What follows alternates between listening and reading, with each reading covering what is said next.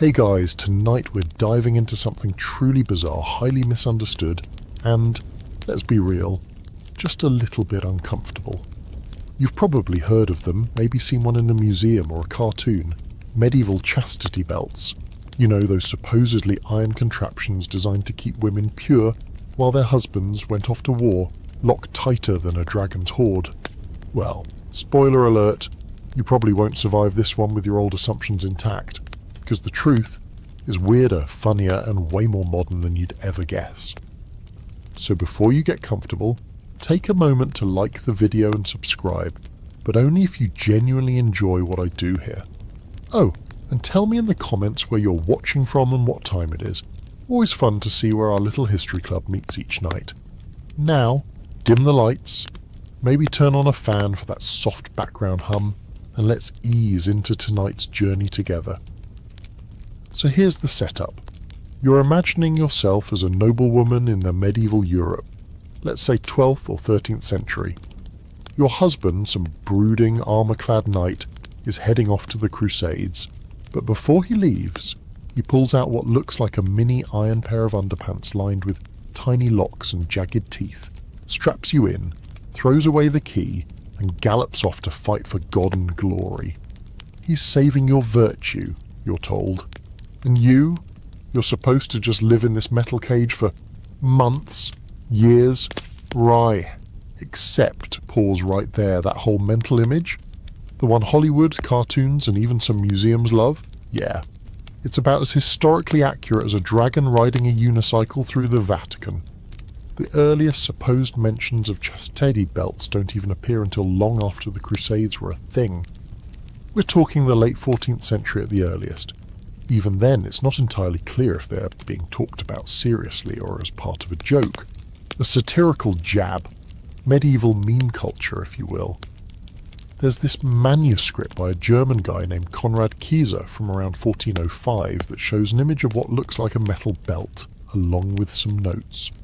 People point to this like it's gospel, but zoom in a bit. The drawing looks ridiculous, the proportions make no sense, and the writing is vague at best. It's the equivalent of someone finding a doodle in a bathroom stall 600 years from now and thinking it was a government blueprint.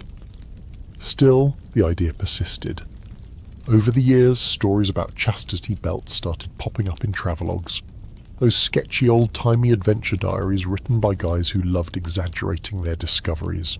Some guy in 16th century Venice might have written, "The women here wear iron belts to preserve their honour." Sounds juicy, right?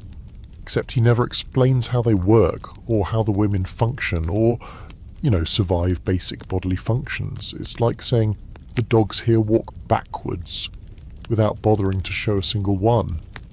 And if you were thinking, well, maybe they wore them just at night or for short periods, even that starts to fall apart under scrutiny. There are no surviving laws or instructions for chastity belt use. No church orders, no letters from women complaining about wearing one, or from anyone boasting about locking one on a spouse. You'd think something that dramatic would have made a ripple in the record. But no, crickets, except for scattered drawings and references that seem more like jokes than real instructions. Now, let's do a reality check. So you actually tried wearing one of these alleged belts. First off, metal was crazy expensive in the Middle Ages, and most people didn't have access to a blacksmith who moonlighted as a kinky undergarment designer. Second, hygiene. Like, seriously, no medieval soap, no modern medicine, just you, your belt, and the high likelihood of a deadly infection. There's a reason people back then barely lived past 35, and it wasn't because of iron underwear. So how did we end up believing this nonsense? Well, enter the 19th century, a time when moral panic and sexual repression were the hottest trends in Europe. That's when chastity belts really started popping up in museums. Cast in iron, decorated with floral engravings or terrifying spikes, these belts were displayed as proof of medieval cruelty and female oppression. They weren't found in castles or archaeological digs. They were created more often than not by Victorian blacksmiths who were very into combining moral commentary with craftsmanship. Like Etsy, but grim. And people believed it. because the Victorians were obsessed with the idea that earlier times were darker, more barbaric. They used the chastity belt as a symbol of how far civilization had supposedly come, but the irony? They were projecting their own weird hang-ups onto the past. A 19th century man invents a medieval object to explain why women shouldn't be trusted, and then calls it history. Even today, some of these historical artifacts are still on display in European museums, some with signs quietly acknowledging they're likely fakes, others just hoping you don't ask too many questions. Here's a quirky twist though. Despite all the evidence pointing to these belts being myths or later inventions, some modern collectors and reenactors are really into them. Like, really into them.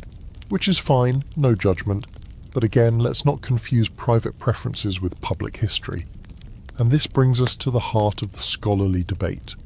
Were there any real chastity belts used in medieval times? Maybe a one-off, a prototype? Or was it all legend and kink dressed up in period drama? Scholars remain divided. Some say that, yes, maybe one or two were used briefly, perhaps even ceremonially. Others argue that not a single authentic medieval chastity belt has ever been confirmed. Still, the myth persists. It's too good, too juicy, too memeable. It scratches that itch we all have for believing the past was weird and cruel and just fundamentally different from us. Even if it turns out people back then weren't strapping on iron bloomers before breakfast. Tonight, we're going to peel back all of it. The myths, the museum pieces, the really uncomfortable design flaws, and the strange ways history gets rewritten, not by the people who lived it, but by the people who wish they had. Let's rewind the clock just a bit more and go hunting for the earliest whispers of chastity belts in medieval literature. You'd expect, if they were a common or even semi-common part of life, they'd show up all over the place, letters, poems, medical texts, confessions, sermons. But no, the record is eerily silent, and that silence, it's screaming at historians. You find yourself wandering through dusty archives, the kind with candle smoke baked into the parchment and bored monks doodling in the margins. You're flipping pages, hoping for just one solid reference to a woman locked in iron for purity's sake, and finally, aha, something! A marginal note in a 15th century manuscript, some crude sketches, a few phrases in Latin about guarding chastity. But when you dig in deeper, it turns out they're jokes, literally. They're part of satirical plays or morale tales, using absurd images to warn against lust or vanity. The medieval equivalent of a political cartoon featuring exaggerated figures and big silly keys. Even the word chastity belt doesn't show up in any consistent form until much later, often tied to allegory rather than real hardware. There are a few late medieval Italian poems where husbands talk about locking up their wives, but scholars believed that these weren't literal at all, just metaphors. Think of how we talk about putting someone on a leash, or keeping them on lockdown. Nobody's actually reaching for chains. Well, not in public anyway. So what about religious orders, right? You might think nuns were required to wear something like a chastity belt to stay pure. Again, zero evidence. In fact, religious texts from the time focus more on spiritual purity and mental discipline than physical restraint. Medieval theology leaned heavily on the idea that true chastity came from the heart and the fear of damnation, not from mechanical devices. In other words, they were more likely to hand you a prayer book than an iron thong. Still, some people insist on digging up earlier proof. One of the most commonly misinterpreted sources is a strange little book called Bellefortis, written around 1405 by our old friend Conrad Kieser. It's mostly a manual on military engineering, catapults, siege engines, fire-launching machines, but tucked among the death-dealing devices is that infamous sketch of a chastity belt.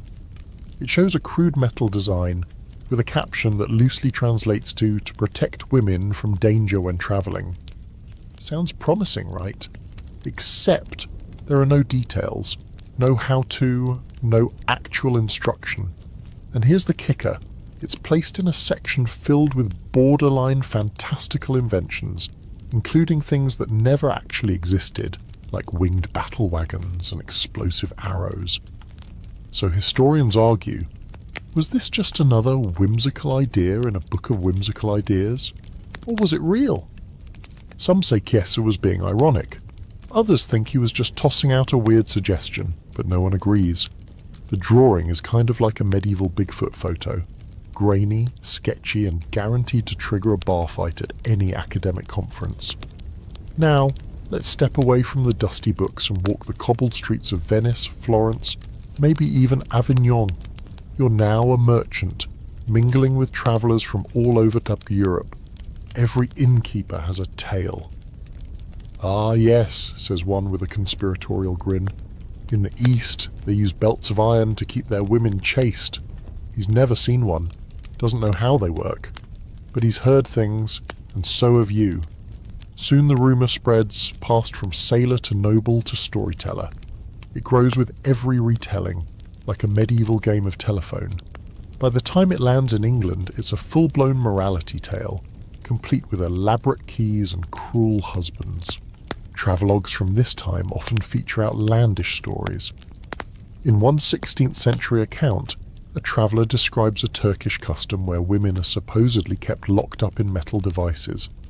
But modern scholars believe this wasn't based on any real sighting. More likely it was part of an exoticized fantasy, a way for Christian writers to paint Muslim societies as overly strict, cruel, or bizarre. Think of it as early propaganda. It's less "this is how they lived" and more "see how different they are from us. Aren't you glad you're Christian?" This tendency to exaggerate the customs of others wasn't limited to foreign lands. Medieval writers often applied it to their own societies, especially when trying to make a moral point. Chastity belts in this context functioned as a kind of narrative device, an absurd symbol of control that was meant to be metaphorical, not practical. A woman locked up in a belt wasn't an actual woman. It was a metaphor for sin being held at bay, or for society's attempts to keep women pure in a world full of temptation. Here's a delightfully odd fact. In some medieval plays, the chastity belt appears alongside talking animals, enchanted rings, and gender-swapping potions. It's not treated as a real object. It's part of the fantasy toolkit, a prop meant to get a laugh or deliver a heavy-handed lesson about temptation and fidelity. Kind of like how we use lie detectors in movies today. They're flashy and dramatic, but wildly inaccurate in real life. And still, the myth persisted. Why? Because the imagery was too powerful to ignore. A locked-up woman, a jealous husband, a literal key to her body. It was juicy, dramatic, and simple enough to latch onto. Even when logic screamed otherwise. How would you use the bathroom? How do you clean it? Doesn't rust chafe? The story stuck. Because it said something people wanted to believe. That desire was dangerous. That women couldn't be trusted. That men needed to control things. Of course, actual medieval women weren't walking around in fear of being locked into iron bloomers. Most were too busy surviving childbirth, famine, plague, and power-hungry in-laws. And let's not forget, women, especially noble women, had their own sources of power. They managed estates, arranged political marriages, and ran entire abbeys. They were in many cases the brains of the operation. No one was handing them a belt and saying, "Here, strap this on until I get back from killing Saracens." So here we are, staring into the strange void where fact and fiction blur. The earliest supposed mentions of chastity belts are flimsy at best, metaphorical at most, and definitely not the ironclad reality that pop culture wants us to believe. What we have instead is a long, tangled thread of exaggeration, fantasy, and moral storytelling, and that's just the beginning. Next up, we're going to look at how this whole mess got roped into the wider myth machine of medieval torture. Because nothing says history like putting a chastity belt next to an Iron Maiden and calling it a day. You step into a dimly lit 19th century museum hall, the kind with creaky wooden floors and glass cases thick with dust. Gaslight flickers along the walls, casting long shadows on the exhibits.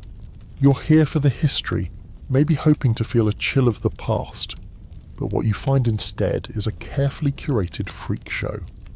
In one display case, next to a rack of iron torture claws and a spiked interrogation chair, sits what appears to be an honest-to-God medieval chastity belt. Thick rusted iron, heavy-looking, with tiny holes and a very dramatic locking mechanism. There's even a delicate floral engraving on the waistband, as if that somehow softened the whole "you shall not pass" energy it gives off. The sign beneath it reads, "Chastity Belt, 15th century. Used by knights to ensure the fidelity of their wives while abroad." Sounds legit, right? Except it's not. None of it is. This entire hall, like many others across Europe in the 1800s, is a product of a very Victorian imagination, a mix of fear, moral superiority, and more than a little twisted humour. And chastity belts? They were the headliner. Let's be clear, the 19th century was obsessed with the Middle Ages, but not the real ones. No, they wanted the dark, terrifying morality play version, where dungeons were always damp, witches were burned weekly, and everyone spoke in vaguely threatening Latin. It was an aesthetic more than a reality, and chastity belts, supposedly the ironclad proof of male dominance and female submission, were perfect props for this vision.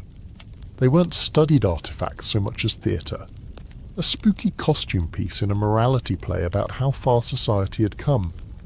Here's what really happened. As these museums popped up during the 1800s, curators wanted sensational objects, stuff that would shock, thrill, and keep ticket sales steady. And what's more shocking than a literal sex lock worn by women for months, maybe years, to stop them from cheating? These belts began appearing not because they were being discovered in ancient castles or uncovered in archaeological digs, but because they were being made for show. Some were even commissioned by the museums themselves or bought from metalworkers who had a flair for the dramatic. And if you think modern history is immune to misinformation, remember that some of these forged belts made their way into respected institutions, places like the Musée de Cluny in Paris or the British Museum in London. For decades they stood behind glass, unquestioned, as definitive proof of medieval misogyny.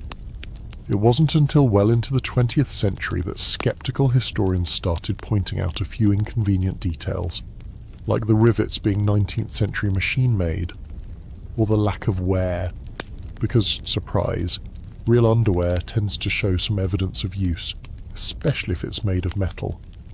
But the Victorian mind loved the chastity belt not just because it was shocking, but because it fit neatly into a worldview. They were living through an era of massive cultural repression, especially around sexuality. Masturbation was considered dangerous, sometimes even deadly. There were guides for how to stop children from touching themselves, devices to prevent nocturnal emissions, and yes, actual contraptions designed to lock up problematic urges. So when these people looked back at the so-called Dark Ages, they weren't just inventing history, they were projecting their own anxieties onto it. One fringe example, the infamous male chastity belt displayed in a small German museum during the late 1800s. It was supposedly worn by monks to maintain purity, complete with spikes and a terrifyingly complex locking system. But it turns out the piece was a 19th century invention, possibly even a parody of the female chastity belt craze, meant to mock the whole idea. That didn't stop people from believing it, though. Even today, a few online forums treat these objects like sacred relics of discipline. The line between joke, kink, and historic truth has always been thin. And the weirdest part? The chastity belt ended up being lumped into the same category as the Iron Maiden, another supposedly medieval torture device that historians now believe was a total fabrication. The Iron Maiden didn't show up in any confirmed records before the 18th century. Most of the examples we've seen were either hoaxes or artistic creations made centuries later, designed to look ancient and terrifying. And yet for decades both the Iron Maiden and the chastity belt were trotted out as symbols of medieval brutality. They made great museum pieces, horrifying, eye-catching, marketable. But let's talk mechanics for a second. Imagine an actual chastity belt built in the way these museum pieces were.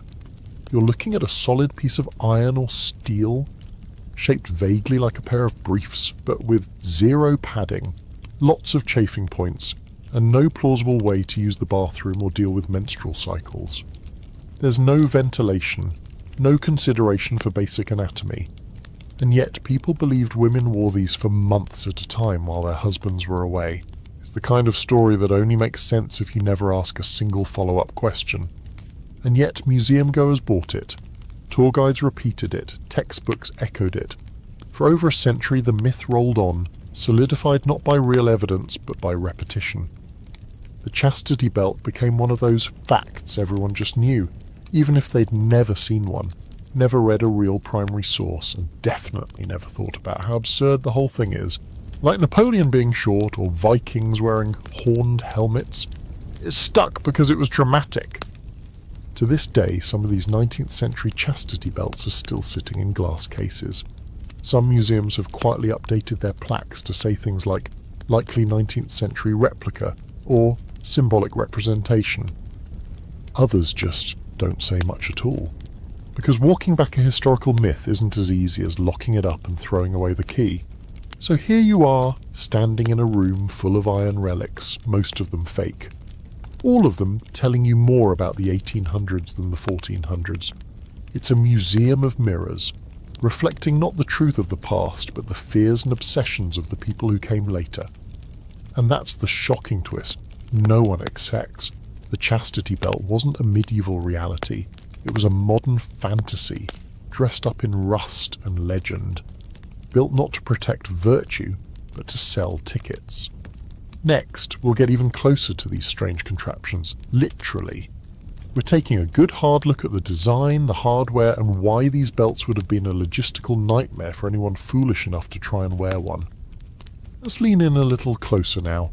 Really examine one of these so-called medieval chastity belts, not from a distance behind museum glass, but with your hands gloved and your magnifying glass ready. It's cold, heavier than you expected. The iron has the matte, pitted texture of something made for a furnace, not flesh. There are rivets where hinges connect, a locking mechanism that looks more like it belongs on a treasure chest than a garment, and a narrow slot that's, let's say, ambitiously small. The design, a masterpiece of impracticality. You're looking at what the museum claims is a 15th century artifact, and already your eyebrows are raising higher than a noblewoman's neckline at court. Because the more you look, the more obvious it becomes. This thing isn't wearable. Not for a day, certainly not for months, not even for an hour without risking serious injury. For starters, the interior edges are unfinished, sharp in places, no lining, no fabric, nothing to cushion the iron against the skin. The waistband is rigid, inflexible, and doesn't accommodate a single body type without pinching or cutting. The crotch plate is flat and narrow, comically mismatched with human anatomy. Unless the wearer had the hips of a mannequin and the pelvic contour of a doorframe, this thing's going to dig in with every step, every breath. You don't need a medical degree to predict abrasions, infections, or worse. Then there's the matter of bodily functions. Where exactly is this person supposed to pee? Or, not die of sepsis? The slot in the front might accommodate urination if the person was standing perfectly still and happened to have the accuracy of a marksman. But there's nothing on the back. Zero access for defecation. Unless medieval women had mastered astral projection, it's not happening. And we're supposed to believe someone wore this daily, for weeks, while walking, sitting, sleeping? Absolutely not. Which brings us to the great design flaw in all of this. Iron rusts. Quickly. Especially when exposed to moisture, like, say, sweat or worse. Medieval Europe didn't exactly have central heating. Cold winters, humid summers, and zero breathable fabric. That belt would start chafing and corroding within days. Let's not even imagine what summer in Florence would do to an unventilated iron undergarment, or what it would smell like. You start to see the entire device for what it really is. Symbolic, maybe theatrical, but not functional. It's like those massive swords from fantasy video games. They look cool, they make a statement, but they're not meant to be swung in real life without dislocating your shoulder. The chastity belt is the same, an object of performance, not practice. And yet the illusion was so convincing that even reputable historians fell for it. For decades, the existence of these objects was considered proof of medieval misogyny in its most brutal, literal form. After all, What says control like locking someone into a medieval jail cell for their pelvis? But then a new wave of historians started digging deeper. They examined these belts with forensic tools, carbon dating, metallurgical analysis, studies of tool marks and wear. The results, most of the belts labelled as 15th century, were made hundreds of years later, often in the 1800s or early 1900s. The iron wasn't hand-forged but machine-cut. The locking mechanisms used keys from industrial eras. Some even bore maker's marks from modern factories. Oops. One particularly telling case? A chastity belt long displayed in a prestigious Austrian museum was tested and found to have welding patterns consistent with 19th century forges. The belt had been celebrated for decades as a genuine relic. It had even appeared in academic papers. Turns out it was a very convincing fake, right down to the fake wear marks, which were added by dragging the belt across gravel and rusting it in salt water. And there's something extra delicious about this. Because even if you could somehow accept the logistics, ignore the sharp edges, the infection risk, the lack of access, there's still a bigger problem. Keys. A physical key implies a physical lock. But if your husband's off to Jerusalem for 2 years, who's holding the key? Is he sending it back by carrier pigeon, hiding it in a clay pot under the chapel floor? The whole system depends on not needing to pee for months and not needing medical care or a locksmith. Also consider the consequences if the key was lost or broken. What then? Would they forge a new one? How? While the woman wears the belt the entire time, you can't exactly swing a hammer at someone's midsection and hope for the best. The only logical answer is that no one was ever seriously locked into these things, because nobody ever really had one. Still, there are fringe defenders of the belt's practicality.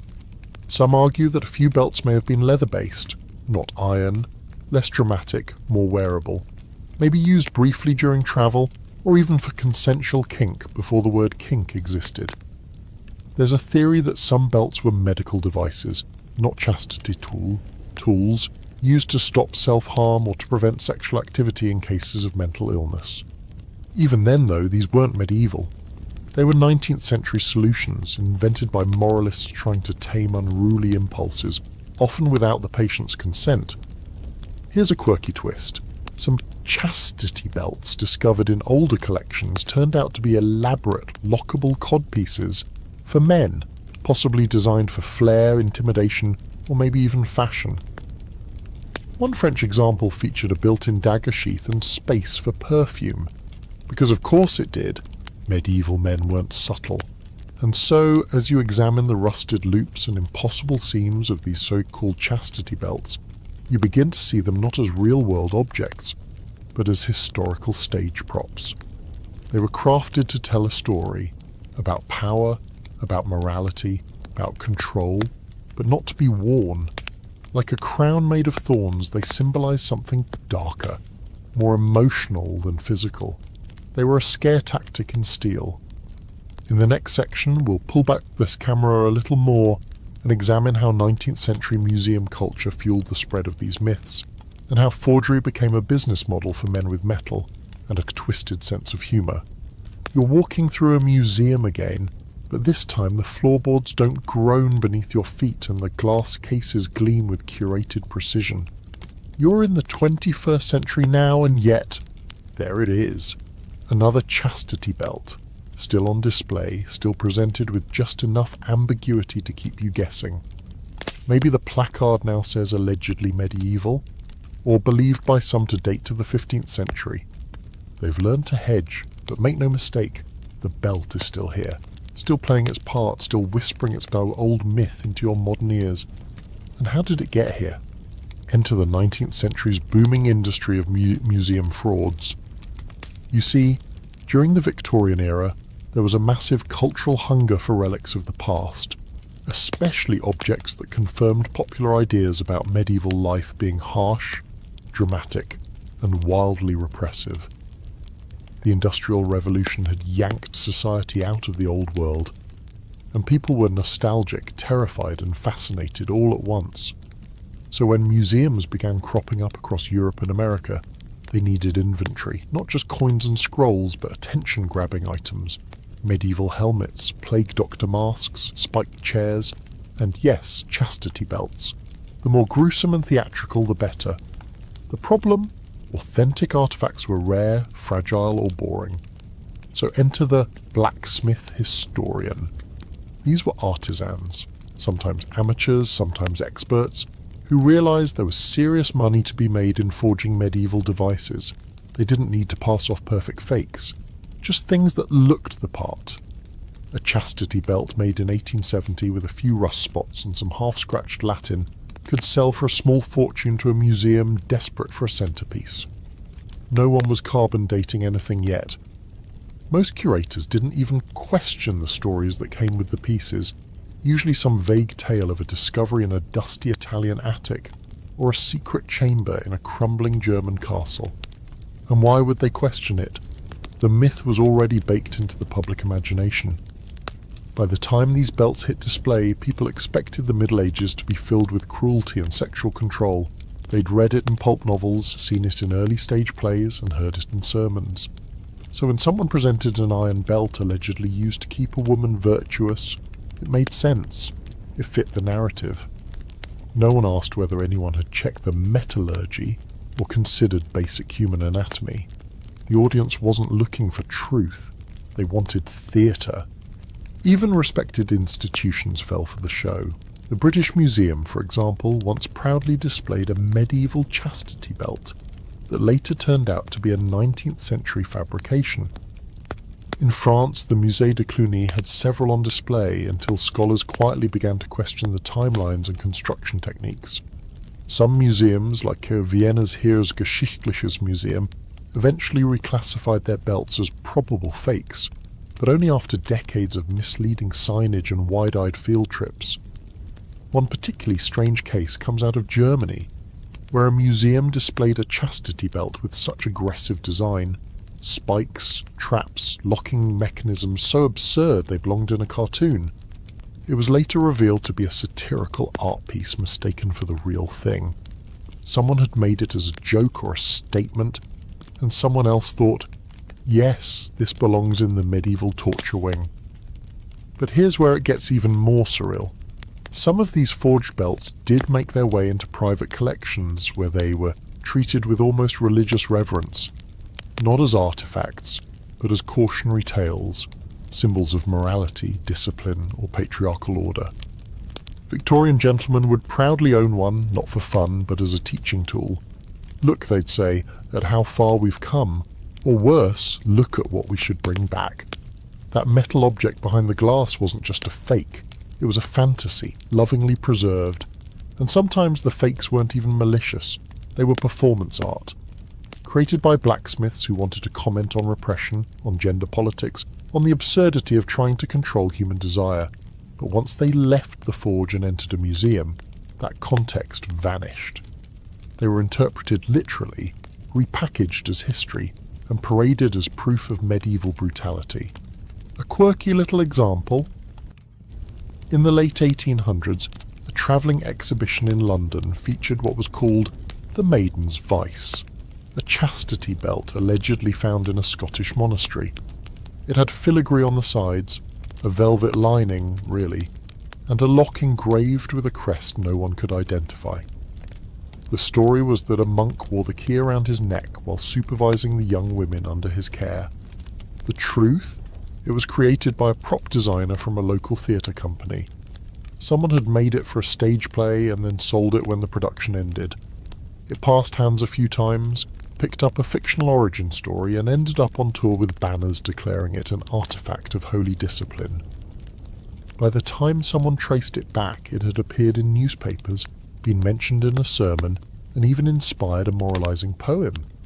This is the messy magic of forged history. Once a story sticks, even a fake can shape culture. And chastity belts were the perfect vehicle for that.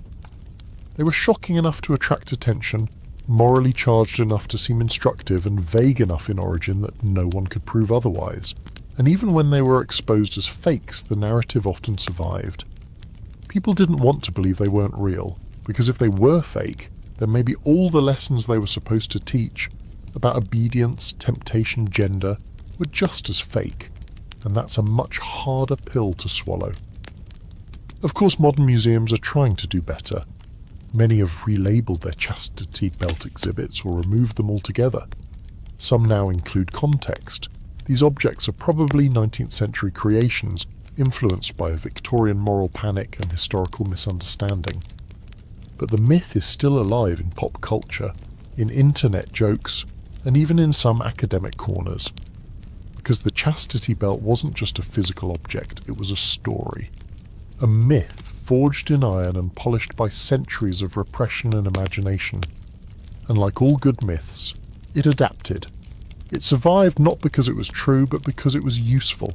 In the next section, we're going to zoom into one of the most infamous sources of the myth, Conrad Chies's sketchbook from 1405. It contains the first known illustration of a chastity belt, and like most things in this story, it raises more questions than it answers. You're sitting cross-legged in a dim scriptorium, candle wax dripping nearby, parchment spread before you. The year is 1405, and you're poring over an illustrated manuscript that's equal parts military blueprint and medieval fever dream. The book, Bellefortis by Conrad Chies. It's a strange one, a collection of siege machines, battle carts, underwater gear, and all manner of outlandish war tech. But tucked between catapults and flame-throwing devices is something that doesn't quite fit. A woman standing stiffly, wearing what appears to be a metal belt fastened around her hips and groin, complete with a lock and a tiny note scribbled beside it. This, dear traveller, is the infamous sketch that launched 1,000 misunderstandings. Historians clutch this image like it's the Rosetta Stone of chastity belts, claiming it as the earliest known depiction. At first glance, it seems to offer a neat, if uncomfortable, confirmation of everything the myths claim. A real belt, real metal, real purpose. The accompanying caption loosely translates to something like, "to protect a woman's honour when travelling." And for centuries that line has been treated as proof of actual use. But here's the twist. When you really dig into the context, things get a lot murkier, and frankly, a lot funnier. Because Bellefortis isn't a straightforward manual, it's more like a collection of daydreams, half practical, half whimsical, all sketched out by a man who had more imagination than engineering skill. Among the pages are inventions that clearly never saw the light of day. Chariots drawn by flaming goats, cannon-powered wings, siege towers shaped like animals. It's the Renaissance-era equivalent of a steampunk Pinterest board. And the chastity belt? It fits right in with the nonsense. Let's talk about the sketch itself. It's crude, not in the adult sense, but in the drawn by a sleepy student sense. The figure is stiff and oddly proportioned. The belt doesn't seem to be made for movement or comfort. There's no real detail on the locking mechanism. The angle is weird. The whole thing feels like a scribbled idea, not a real-world prototype. And the tone, slightly satirical. Scholars who specialise in medieval symbolism suggest it's meant less as a serious design and more as a joke, a jab at men's insecurity, or perhaps a moralistic visual pun. Some argue that the belt may have even been metaphorical, like the armour of God spoken of in biblical texts, a spiritual barrier, not a literal one. Others think it was a cautionary image designed to poke fun at overprotective husbands, much like those old cuckold stories where jealous men are made to look ridiculous. There's a long tradition in medieval literature of mocking male possessiveness, turning it into something absurd and theatrical. The chastity belt could easily be part of that tradition. But even if you ignore the humour and insist that Chies was dead serious, you hit another wall. There's no evidence anyone built the thing, no instructions for its manufacture, no materials list. No mention of who should make it, wear it, or maintain it. It's not like his other inventions, which at least have some notes on assembly or application. This is just a floating idea, a doodle in the margins of a mechanical fantasy. And this raises the bigger question. Why did this image of all things survive and resonate for so long? The answer, predictably, lies not in medieval history but in post-medieval imagination. When Victorian scholars stumbled on Bellefortis, They took everything at face value. Ah, yes, they thought, the Middle Ages were full of repression and irrationality. Of course they don't invent something like this. They reprinted the image in books, copied it into museum guides, and used it to prove that chastity belts were real, widespread, and cruel. The context of the drawing, its playfulness, its absurdity, got stripped away. What remained was an image that perfectly served their narrative, that women had once been locked away like property, and that society, thank heavens, had since evolved. One historian called it anachronistic confirmation bias in action. People saw what they expected to see, not what was actually there.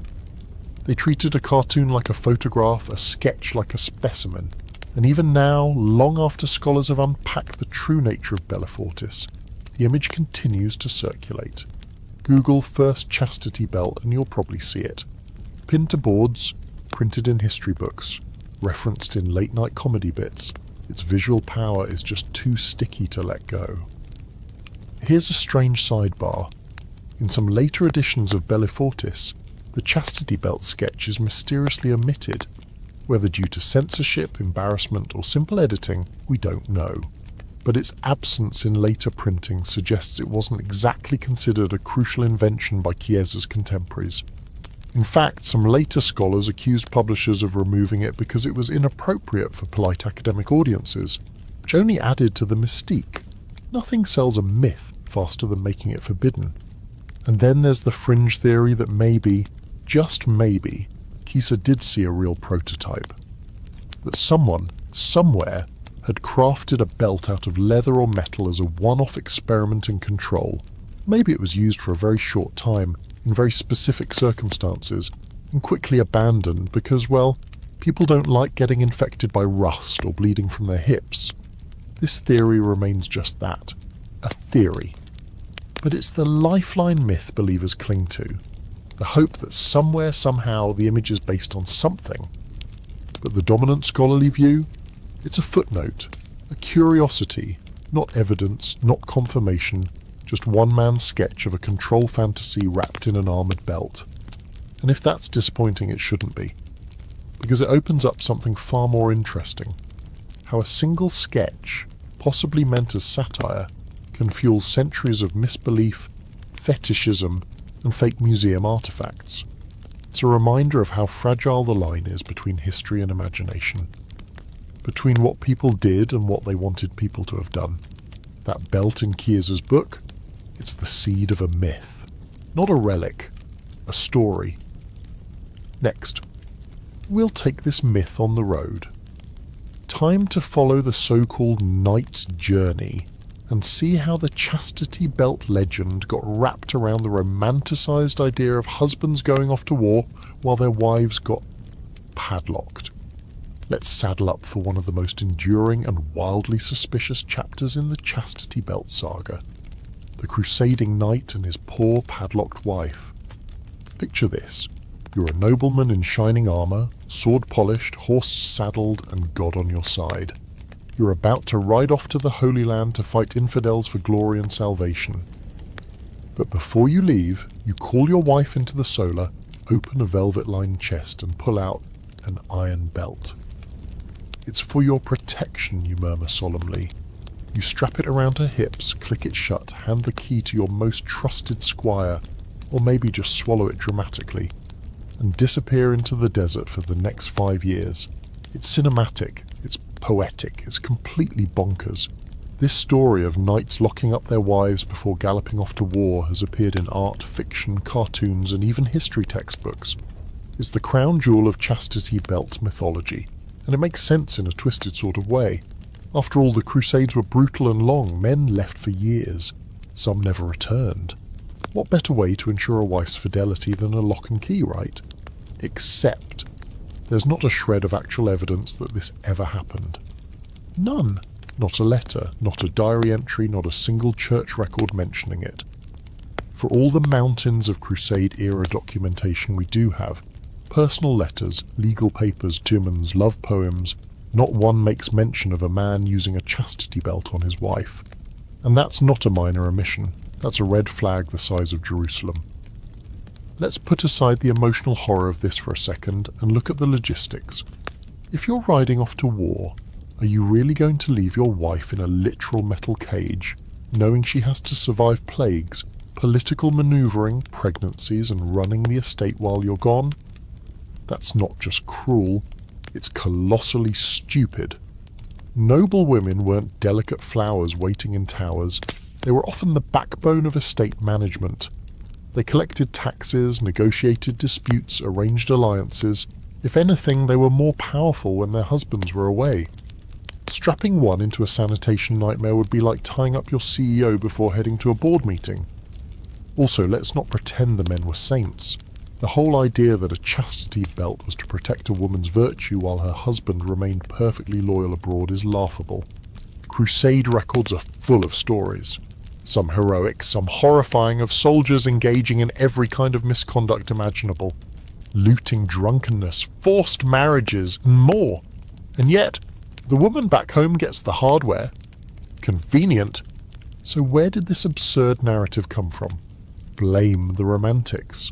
Starting in the 17th and 18th centuries, writers began reimagining the Crusades, not just as military campaigns, but as grand adventures filled with honour, sacrifice and tortured love. The lonely lady locked up for her own good became a recurring symbol. She was noble, passive, tragically faithful. And the belt? The perfect metaphor for the emotional shackles of love and duty. It wasn't about real iron, it was about romantic ideals and the fear of temptation.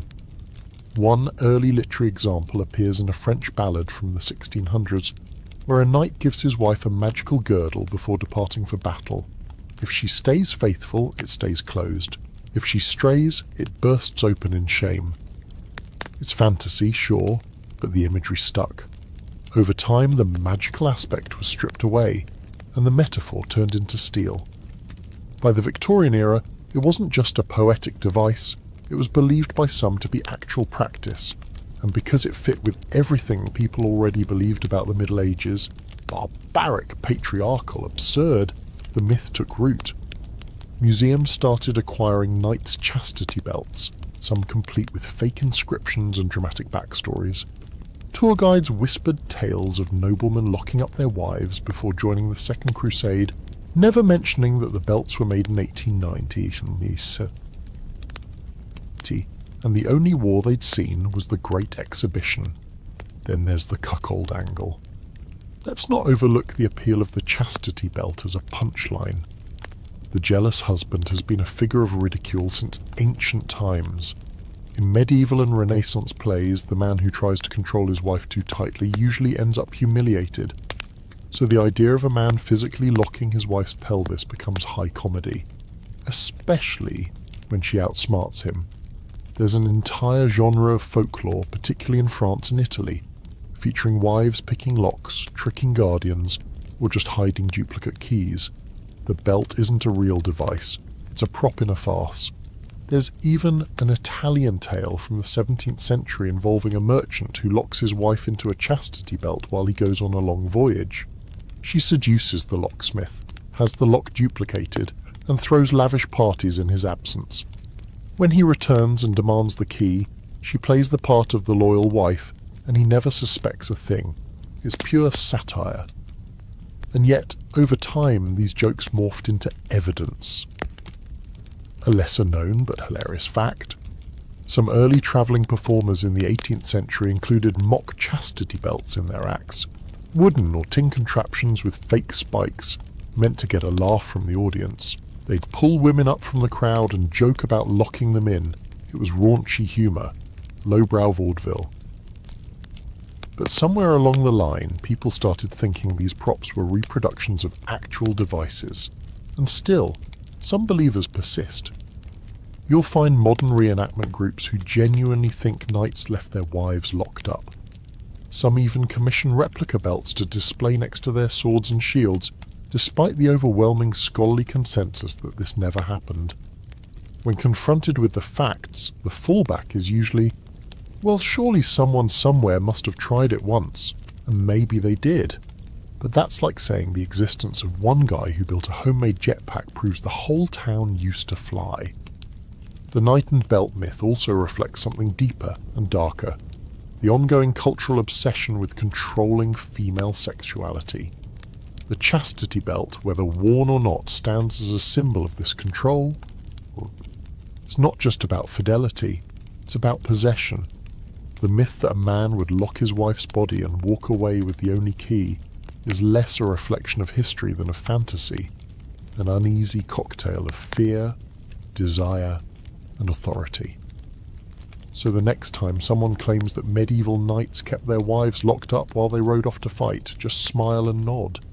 Then remind them that these same knights believed in dragon bones and thought leeches were a good time. Locking up a wife in iron underwear? That wasn't history, that was theatre. And the audience is still clapping. Up next, we're going to shift from chivalry to cultural storytelling and examine how myths like these are shaped by who's telling them. Because when men write the rules, the belts get tighter. So here you are, standing at the crossroads of myth, metal, and male insecurity. And it's time we talk about the people who told these stories in the first place.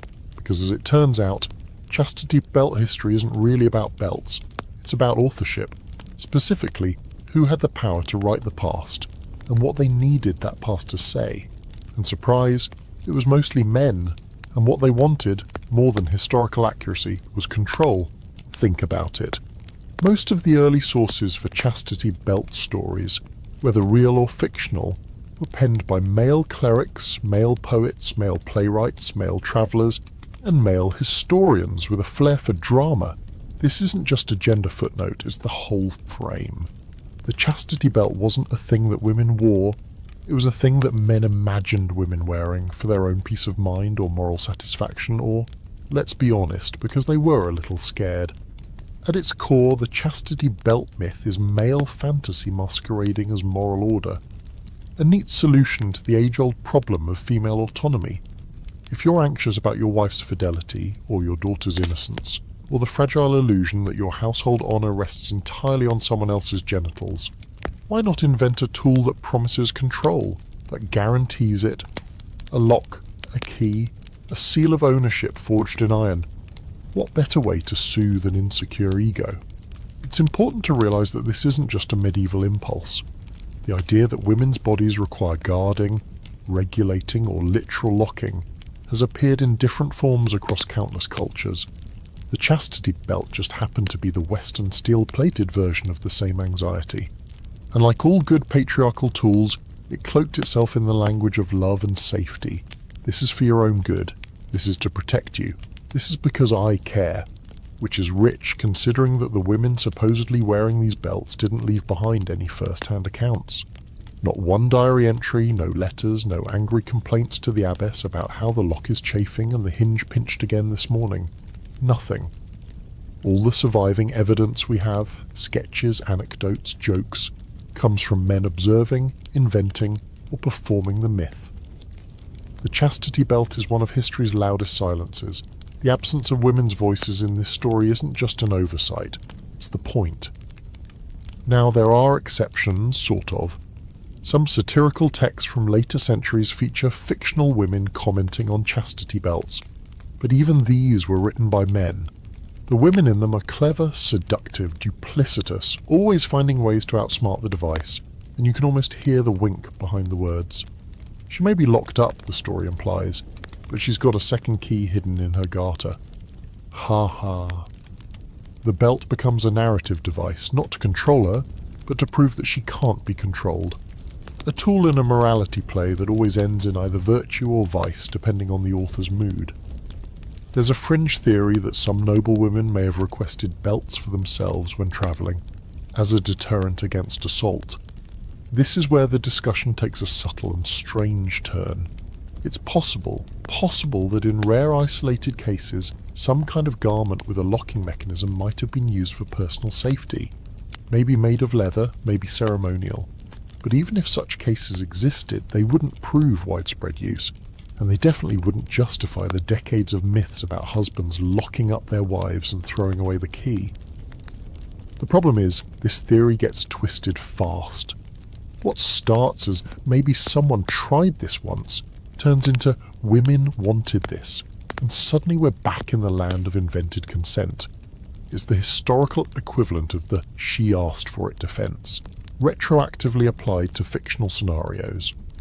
Even modern commentators have picked up this line, claiming that the chastity belt represents female agency, which is a stretch. There's a difference between protective armour and enforced purity. One assumes danger from the outside, the other assumes danger from within. There's also the moral angle. The chastity belt fits snugly, no pun intended, into a centuries-long obsession with female virginity as a commodity. It's not enough for a woman to be faithful, she has to be visibly, demonstrably untouched. The belt becomes a symbol of certified virtue, like a wax seal on a letter or an alarm sticker on a window. This idea that a woman's value can be locked in and preserved was deeply comforting to the men in charge, especially when inheritance, land and titles were at stake. Because nothing ruins a noble line like a scandal involving the wrong heir. Better to lock it up and sleep easy. And yet, despite all this power and fantasy, the chastity belt has always carried a layer of discomfort. Even in old plays and jokes, there's an undercurrent of unease. The husband who locks up his wife is often the fool. The woman who breaks free is celebrated, not just for her wit, but for her humanness. The story teeters between control and farce. Because even the people telling the myth knew, deep down, that you can't actually cage desire. You can threaten it, dress it in iron, build a legend around it, but it always finds a way out. And let's be honest, the story isn't really about the belt. It's about the fear of what happens when the belt isn't there. It's about trust and the lack of it, about power and the need to display it physically, about ownership and the illusion of control, which makes the chastity belt not just a historical curiosity, but a kind of psychological artifact, a metal mirror reflecting the insecurities of its makers. It also explains why the myth won't die. Because as long as there's fear of female autonomy, there will be people eager to believe in belts, real or symbolic, that promise to stop it. The device itself may be nonsense, but the idea of them behind it, that's deeply embedded. And that's what makes it powerful. Not the metal, the myth. Next, we're going to shift from the metaphorical to the literary and see how the chastity belt fared in medieval and Renaissance literature. Because if it really was a thing, surely the writers of the day would have had something to say about it, right? All right, let's pull up a velvet chair in the candlelit corner of a medieval scriptorium and crack open the dusty volumes that once entertained the courts, the clergy and the common folk. Because if chastity belts were even remotely real, you'd expect to see them popping up in the literature of the day. After all, the medieval period was absolutely obsessed with virtue, honour, fidelity and everything scandalous in between. You would think poets and playwrights would have leapt at the dramatic potential of iron underwear, right? But strangely is silence. Deafening silence. Here's the thing. Medieval and Renaissance writers didn't exactly shy away from intimate topics. Far from it. They wrote about lust, adultery, piety, sin, temptation, and even bodily functions with an openness that would make your average Victorian blush. They just didn't write about chastity belts. Not once. Not in any major work. Not in any offhand joke and any moral sermon, or even in the dirtiest of farcical plays. And that's weird. If these things were real, or even just widely rumoured, you'd expect someone to have used one in a story. Take Chaucer, for example. The Canterbury Tales are full of sexual tension, jealous husbands, and scheming wives. In The Miller's Tale, a carpenter locks his young wife up in the house to keep her faithful. Does he reach for an iron belt? Nope.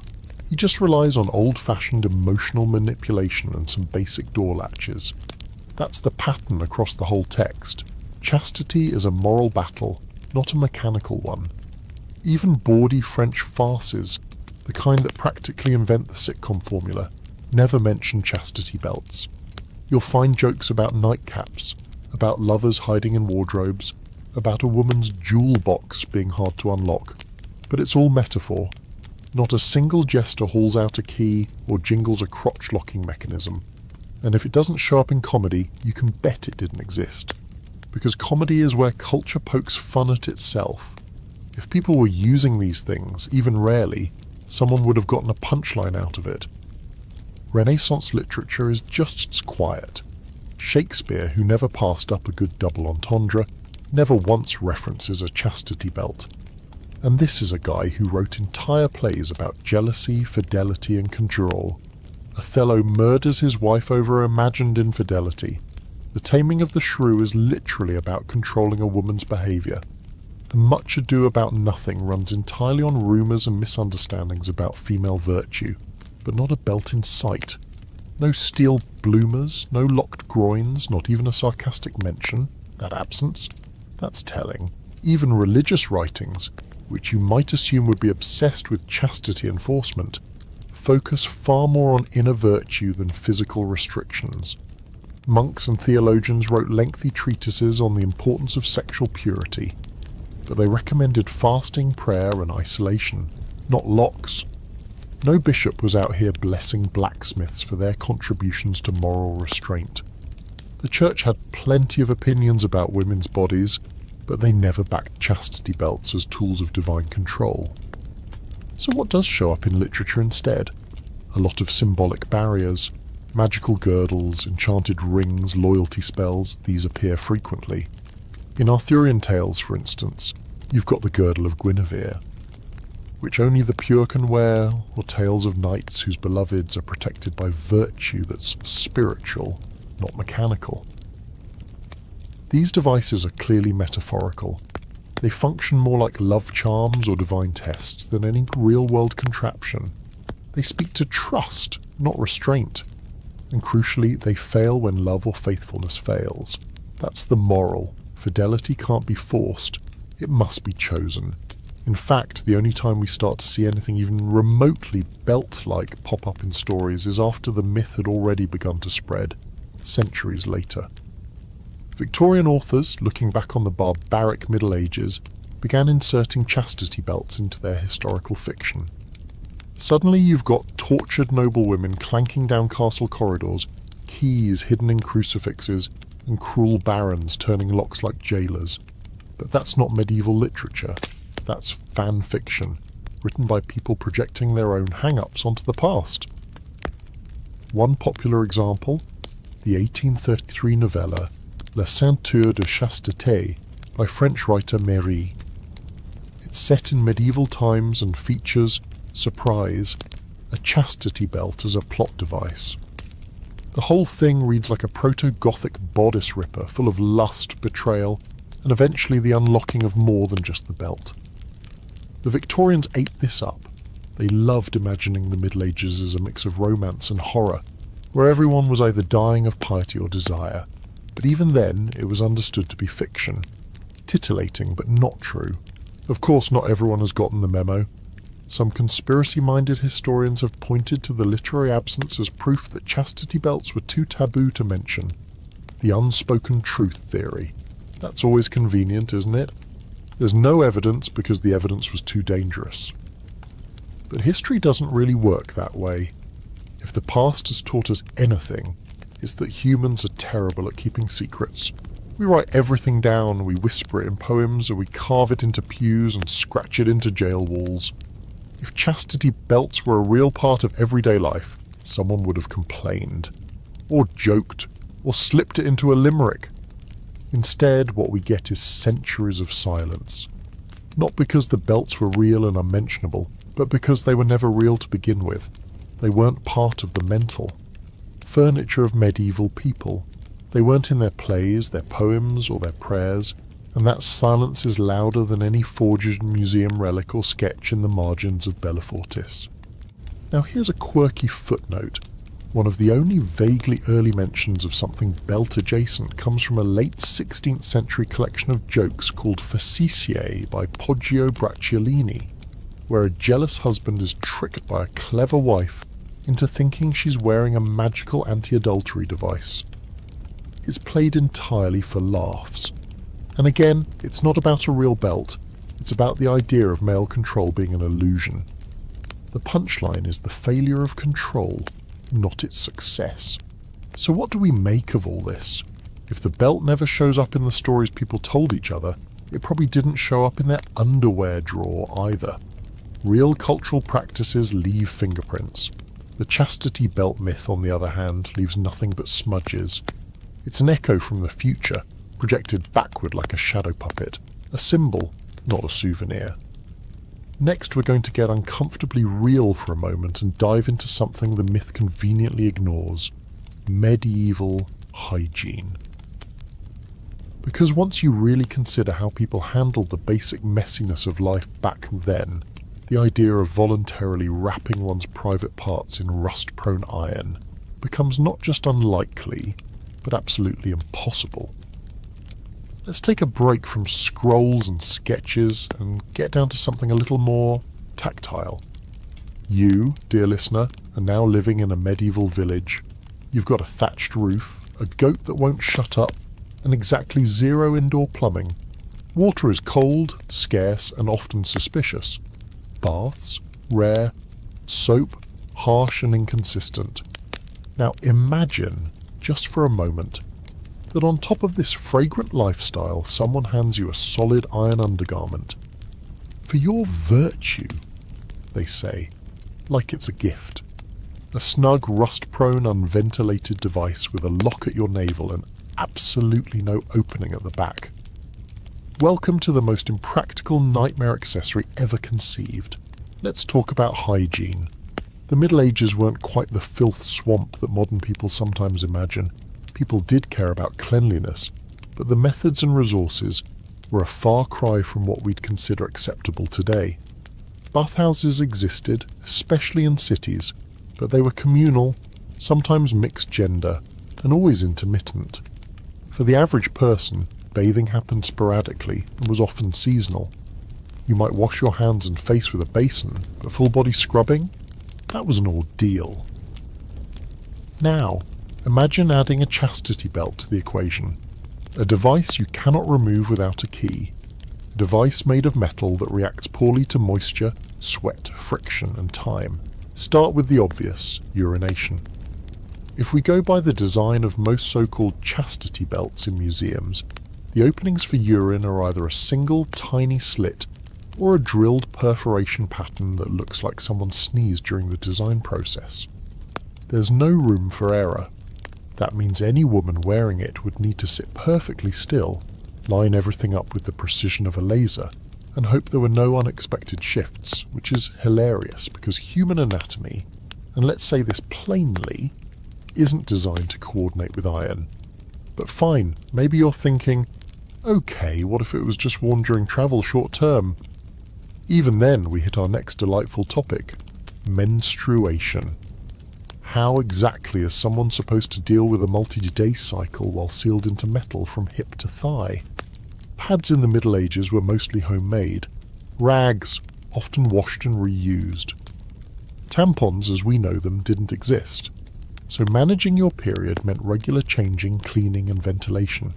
A sealed metal plate would trap everything inside. Blood, moisture, bacteria. The result? An absolute breeding ground for infection.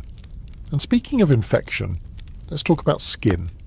Your skin is your largest organ, and when it's in constant contact with metal, especially in heat or moisture, things go south fast. Friction from movement would cause chafing and sores. Even a mild rub would become raw after a day or two. Add sweat, limited air circulation, and let's say it together now, sepsis. Iron rubbing against the inner thighs during a summer in Florence, that's a recipe for a funeral, not fidelity. Also, medieval people, particularly noble women, were not strangers to infection. They knew wounds could kill. They saw what happened to people who didn't clean cuts, who let bandages fester. If someone tried to strap one of these belts on for more than a few hours, the resulting hashok, abscess, or infected sore would have had every midwife in the village screaming. There's no way this kind of damage would have gone undocumented, especially in an age where even minor ailments could be fatal. But again, silence. No records, no saints' tales about the lady of iron hips who died for her virtue. Just nothing. And don't forget the weight. Some of these historical chastity belts weigh 5 to 7 pounds. That's fine if you're holding it. But imagine walking around with it suspended from your waist, pulling on your hips, pinching into your lower abdomen, and clunking every time you sit down. If that doesn't scream this was made for a museum display, not a human pelvis, nothing will. Here's a quirky historical side note for flavour. In the 13th century, a German abbess wrote a letter warning her sisters to avoid long stays in tight garments because of rashes and unwholesome wetness. Now she was likely talking about corsetry or tightly laced underlayers, but it shows they were paying attention to skin health. If a bit of cloth under the wrong pressure was a problem, imagine what an iron jockstrap would do. There's also the matter of temperature. Iron conducts both heat and cold incredibly well. That means in winter, your medieval chastity belt becomes a thigh freezer. In summer, it becomes a slow cooker. That's not an exaggeration, it's basic physics. A belt worn in the sun for even a short time would heat up enough to burn skin. And in the cold, it would become so rigid and frigid that frostbite could be a real risk. Imagine squatting to milk a cow while your nether regions are clamped in a metal icicle. Again, no thank you. Even the argument that belts could be padded or lined doesn't really hold up. First, padding would trap even more moisture. Second, it'd need regular cleaning. Which brings us right back to the original problem. You can't remove it. If the whole point is to lock it on until the husband returns from battle, then there's no way to safely clean the inside without removing it, unless you're expecting her to stand in a tub and pour boiling water down the front. Spoiler alert, she's not doing that. Let's be blunt, y'all. These things are incompatible with life. Even if worn temporarily, they would cause pain, skin trauma, urinary tract infections, menstrual complications, and potentially deadly wounds. This isn't conjecture. It's just anatomy. Real living bodies don't tolerate iron corsets with built-in keyholes. Which leads us to the only reasonable conclusion. These things weren't designed to be worn. They were designed to be seen. Maybe for shock, maybe for satire, maybe for kink, but they weren't functional garments for living women navigating medieval life. Because if they were, they'd have killed those women, and someone would have written that down. In the next section, we'll fast forward a few centuries to see how the Victorians took this sweaty, unsanitary myth and gave it a second life. This time not in castles, but in polite parlours, moral guidebooks, and museum halls thick with judgment. So let's roll up our ruffled cuffs and sip something lukewarm and judgmental, because we've officially entered the Victorian era, the age of moral panic, sex repression, and truly excellent moustaches. If the medieval world barely acknowledged chastity belts, the Victorians went all in. They dusted off the myth, gave it a fresh coat of self-righteous paint, and rebranded it as historical fact. The irony? This was the age of corsets so tight women fainted at dinner, and yet they had the nerve to clutch their pearls over what they imagined to be barbaric medieval undergarments. Now, to understand why chastity belts had a renaissance in the 19th century, you have to understand what the Victorians feared, and the answer is simple. Everything. They feared sex. They feared moral decay. They feared that if left unattended for more than 5 minutes, the human body would sprint naked into a brothel and die of sin. So they responded the only way they knew how, by inventing rules, rituals, and devices that would hold everything in, down or back. Enter the chastity belt, stage left. Not because anyone discovered an actual one from the 1300s, but because it was just too perfect. It fit the narrative. What better proof of the Middle Ages savagery, and by extension, a Victorian moral superiority, than a belt that locked a woman's virtue in a little iron box? For Victorians, the chastity belt wasn't a curiosity. It was a warning, a grotesque trophy from a time when people took morality so seriously they literally forged it. And so museums began displaying them, not just one or two, but dozens. The Museum of Torture in Rothenburg, the Tower of London, the Musée de Cluny in Paris. These belts were dramatic, grim, and often displayed next to spiked chairs, thumbscrews, and the Iron Maiden, which, fun fact, was also mostly a myth. Curators rarely questioned the provenance. Visitors gasped. School children were scandalized. It was history at its most theatrical and least accurate. The belts themselves, of course, were recent. Most were forged in the 1800s, some even in the early 1900s. You can spot the difference immediately if you know what you're looking for. Machine-made rivets, perfectly symmetrical stamping, modern metallurgy. Some belts were engraved with fake Latin to make them seem older. Others included comically exaggerated spikes, hinges, and padlocks, devices that would have been physically unwearable and laughably impractical in any real-world scenario. But that didn't matter, because the story was more valuable than the truth. The chastity belt became a kind of anti-moral relic. It let Victorians feel smug about their own restraint while wagging a finger at their naughty ancestors. We may faint at ankles, they seem to say, but at least we don't lock women in iron panties. Never mind the fact that they were inventing those very panties themselves. Here's where it gets even weirder. At the same time these belts were being showcased as historical horrors, real-life Victorians were inventing their own versions for modern use. Not to control wives, but to curb a different enemy, masturbation. That's right. The 19th century saw an explosion of pseudo-medical devices designed to stop boys and girls from touching themselves. Doctors warned that masturbation could lead to blindness, madness, and depletion of vital energies.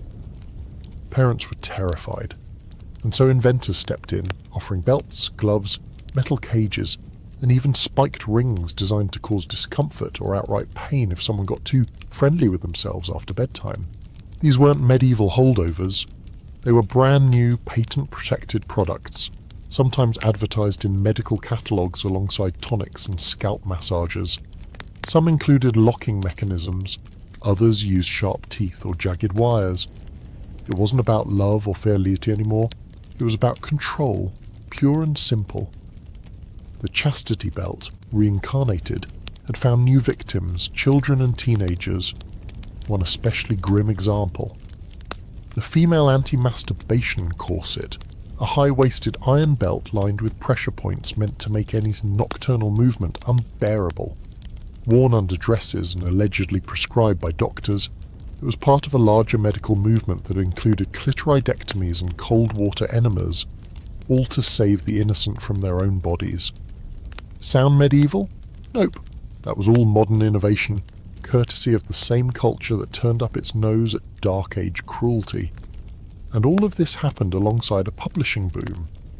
Victorian historians, armchair scholars, and moralists began writing books about the sins of the Middle Ages, many of which included earnest descriptions of chastity belts. Diagrams, sketches, even fictionalized case studies appeared. None of it based on primary sources, but again, didn't matter. The public wanted drama, not documentation. The chastity belt had officially entered the realm of respectable fiction. One particularly bizarre moment in chastity belt history came in the 1870s, when a British pamphlet claimed to have discovered a secret stash of medieval female purity restraints hidden in a Welsh castle. The story made it into newspapers, complete with interviews and sketches. Years later, the discovery was revealed to be a hoax by a prankster poet who thought it would be funny to watch stuffy academics talk seriously about crotch locks, and it was funny, until people believed it, and then published it, and then taught it. Here's the paradox. The Victorians condemned the idea of chastity belts, even as they fantasized about them. In their view, it was okay to display them, discuss them, even joke about them, so long as they remained in the past.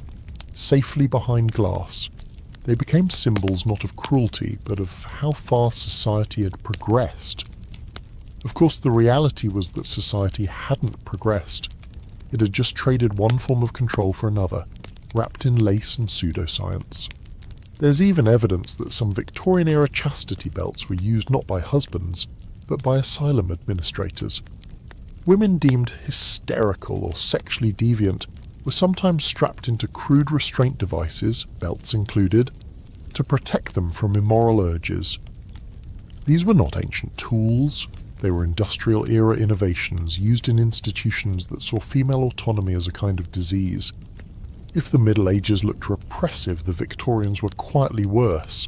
And so the chastity belt myth grew, not in monasteries or feudal manors, but in parlours, lecture halls and display cabinets, shaped by people who never needed it to be true, only useful. It was moral theatre with a historical backdrop, a cultural Rorschach test, showing us more about Victorian fears than about any medieval reality. Next up, we're heading even deeper into the rabbit hole, because as the Victorian age wore on, things got more bizarre, not less. The chastity belt stopped being a joke and started being a solution for all kinds of things. Hysteria, wandering hands, nighttime emissions. Buckle up, because the next chapter in this saga reads less like a fairy tale and more like a medical horror story. Now, buckle in, literally and figuratively, because if you thought the Victorian fascination with chastity belts was strange, the next chapter is full-on deranged. Welcome to the age of institutional restraint, moral correction, and medical intervention via metalwork. That's right. In the second half of the 19th century, chastity belts weren't just dusty museum pieces or symbolic warnings. They became real devices with very real, very unsettling applications. Only this time the medieval myth got dragged into hospitals and asylums under the banner of science. Let's set the scene. It's the 1880s. Electricity is still a novelty. Freud hasn't quite become a household name yet, but the concept of nerves is taking off like wildfire. People, especially women, are being diagnosed left and right with mysterious ailments like hysteria, nymphomania, or excessive moral sensitivity. And where do these poor souls end up? In rest homes, sanatoriums, and private medical institutions where treatments range from the mildly invasive to the deeply barbaric. Enter the chastity belt, not as a medieval leftover, but as a modern prescription. Doctors and medical moralists began recommending physical restraint devices as a way to manage what they considered dangerous urges, especially in women and young boys. And here's the kicker. Many of these belts weren't metaphorical or performative. They were actual manufactured products. Leather and iron contraptions with locks, spikes, pressure plates and padded straps, designed to prevent touching, arousal, or even the possibility of pleasure. These weren't about preventing infidelity. They were about erasing desire entirely. Let's pause and appreciate the grotesque irony here. For centuries, people believed the chastity belt was a medieval horror story, something dark and primitive that we had grown beyond. But the truth? The real chastity belt, the one that actually got used and sold, didn't come from feudal castles or crusader camps. It came from Victorian medicine cabinets. One patent filed in 1876 detailed a self-adjusting female protector, which looked like a miniature medieval torture device strapped to the lower body. The description promised it would gently discourage self-abuse in women and girls and could be worn discreetly under garments. Another, more horrifying version had a metal plate with serrated edges placed over the genitals, supposedly to train young men to stop masturbating in their sleep. If they got aroused, the spikes would remind them not to. And yes, this was real. It was advertised in catalogues under the heading Preventative Instruments. There was even an American device known as the Stevenson belt, designed for teenage boys. It featured a metal ring that fastened around the base of the penis, connected to a thigh strap. If the wearer became erect, the belt pulled tightly and caused enough pain to deter the behaviour. Parents were told this was for their child's own good, to prevent madness, blindness, or worse. Doctors backed it, ministers praised it, and manufacturers raked in money. And women, they weren't spared. The notion that women might enjoy or even initiate intimacy was so threatening to Victorian society that some female patients were physically restrained as part of their treatment. In certain institutions, if a woman was accused of being uncontrollable, disobedient, or lacking virtue, she might be placed in a belt, not to protect her, but to punish her. These cases weren't common, but they weren't unheard of either. And tragically, many of the women subjected to these treatments weren't suffering from mental illness at all. They were just inconvenient. And here's the really unsettling part.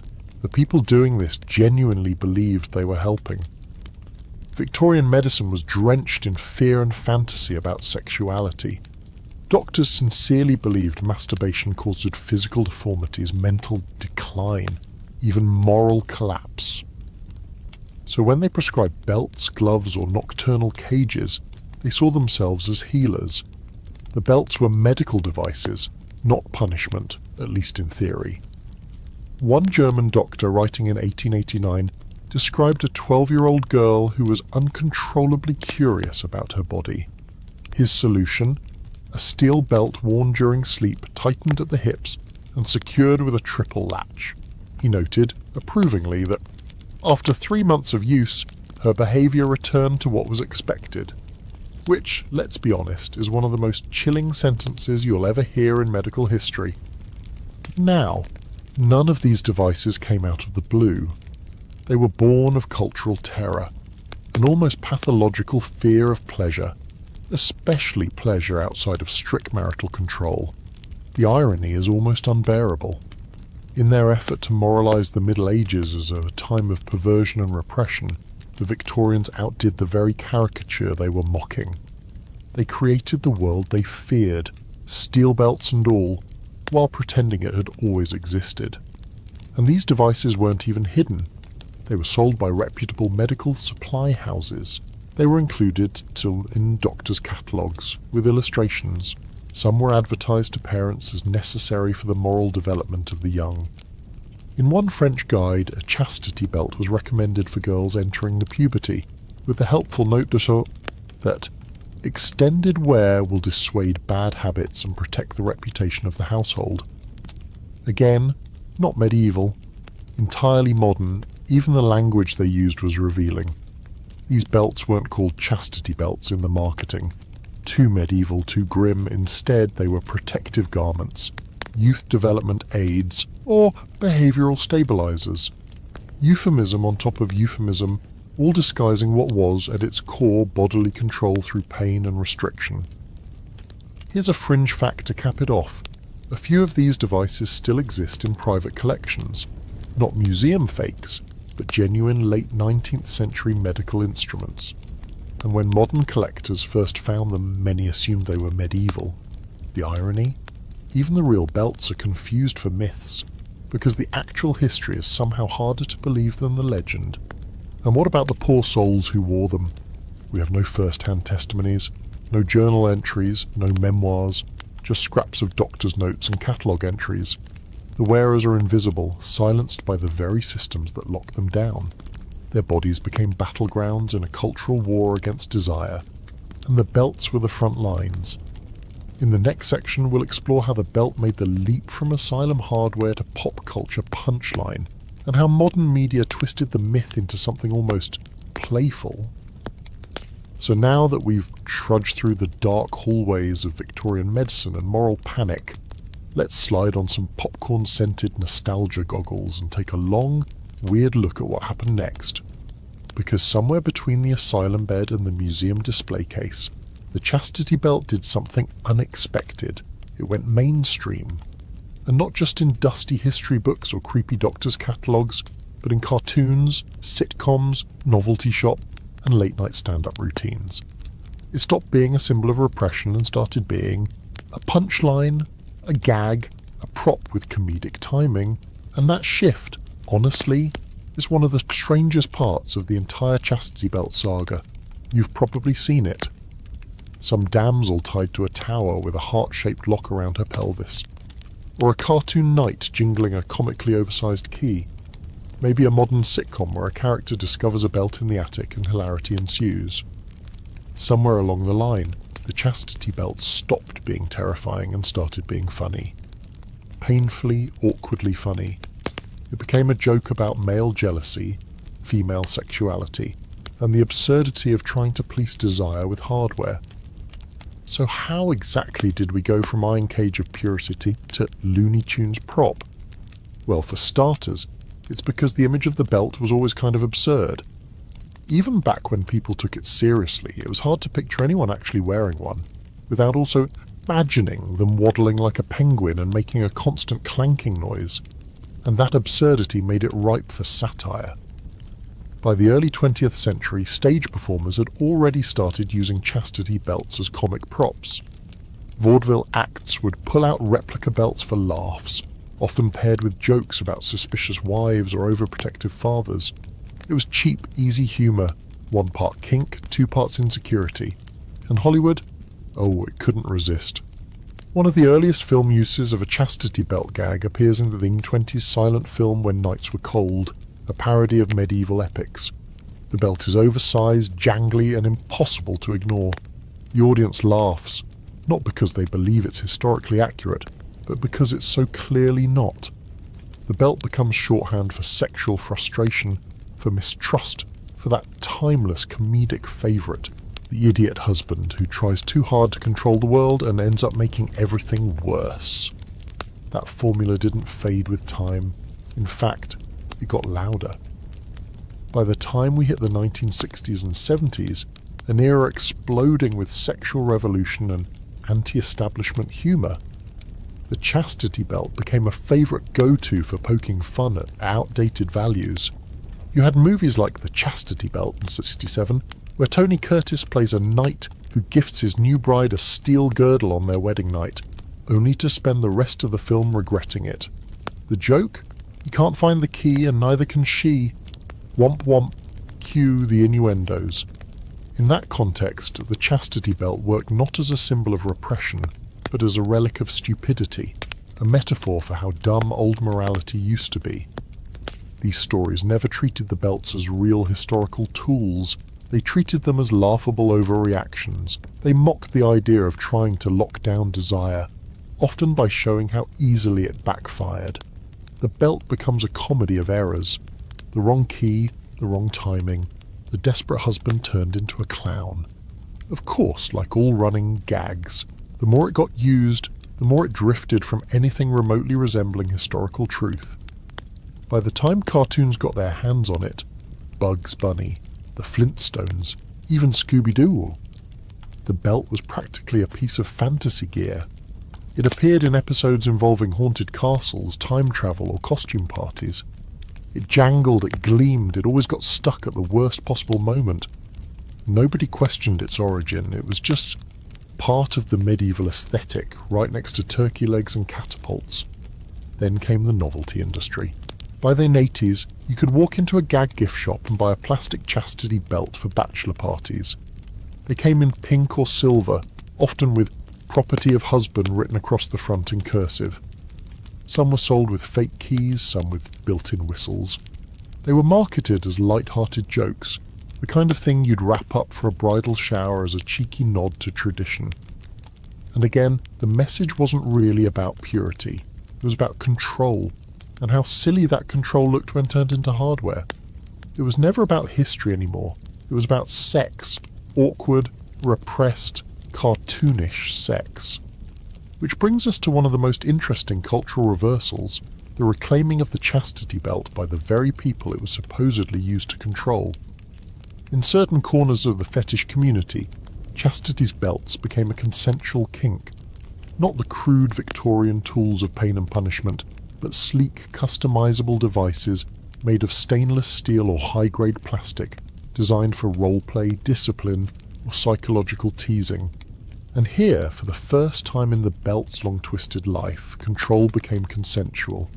The person wearing it often chose it, sometimes even loved it. In that sense, the chastity belt transformed again, not into a tool of oppression, not into a joke, but into a prop of power dynamics that were openly discussed and freely agreed upon. And let's be clear, this version isn't about virtue, it's about communication. Ironically, it's probably the least repressive form the belt has ever taken. Of course, most people never see that side. To the average viewer, the chastity belt is still just a punchline, a relic in a cartoon, a thing you laugh at, not take seriously. And there's something fascinating about that. The way a device so deeply tied to fear, power and myth eventually became a party favour. You could argue it was a kind of cultural healing, that by turning it into a joke, society robbed it of its fangs. Or maybe it was just another way of avoiding the harder conversation. Because let's be honest, what's easier? Confronting the long, messy history of how society tried to control women's sexuality through stories and steel, or slapping a joke label on it and calling it a day? Still, the image lives on in film, in cartoons, in memes. The chastity belt continues to wobble along the line between myth and mockery. It's ridiculous now, but that doesn't mean it's harmless. Myths, even silly ones, shape how we think about gender, about trust, about who gets to control whose body. And as we'll see next, that myth has more layers than just haha, she's locked up. Because for all the laughter, there's still a creepy core, a desire, conscious or not, to imagine purity as something that can be padlocked. And that brings us back to the question that's been quietly humming in the background this whole time. What happens when people want the myth to be true? By now, you've probably figured out that the chastity belt is a myth wrapped in rusted metal, polished by centuries of fear, and finally tossed into the comedy bin like a banana peel of outdated morality. But here's the twist nobody talks about. Some people want it to be true, not just as a joke, not just as a quirky museum relic, but as historical fact.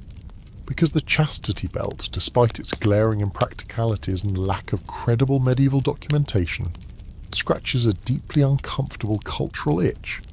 The fantasy that sexuality, especially women's sexuality, can be controlled, locked, sealed, and rendered non-threatening.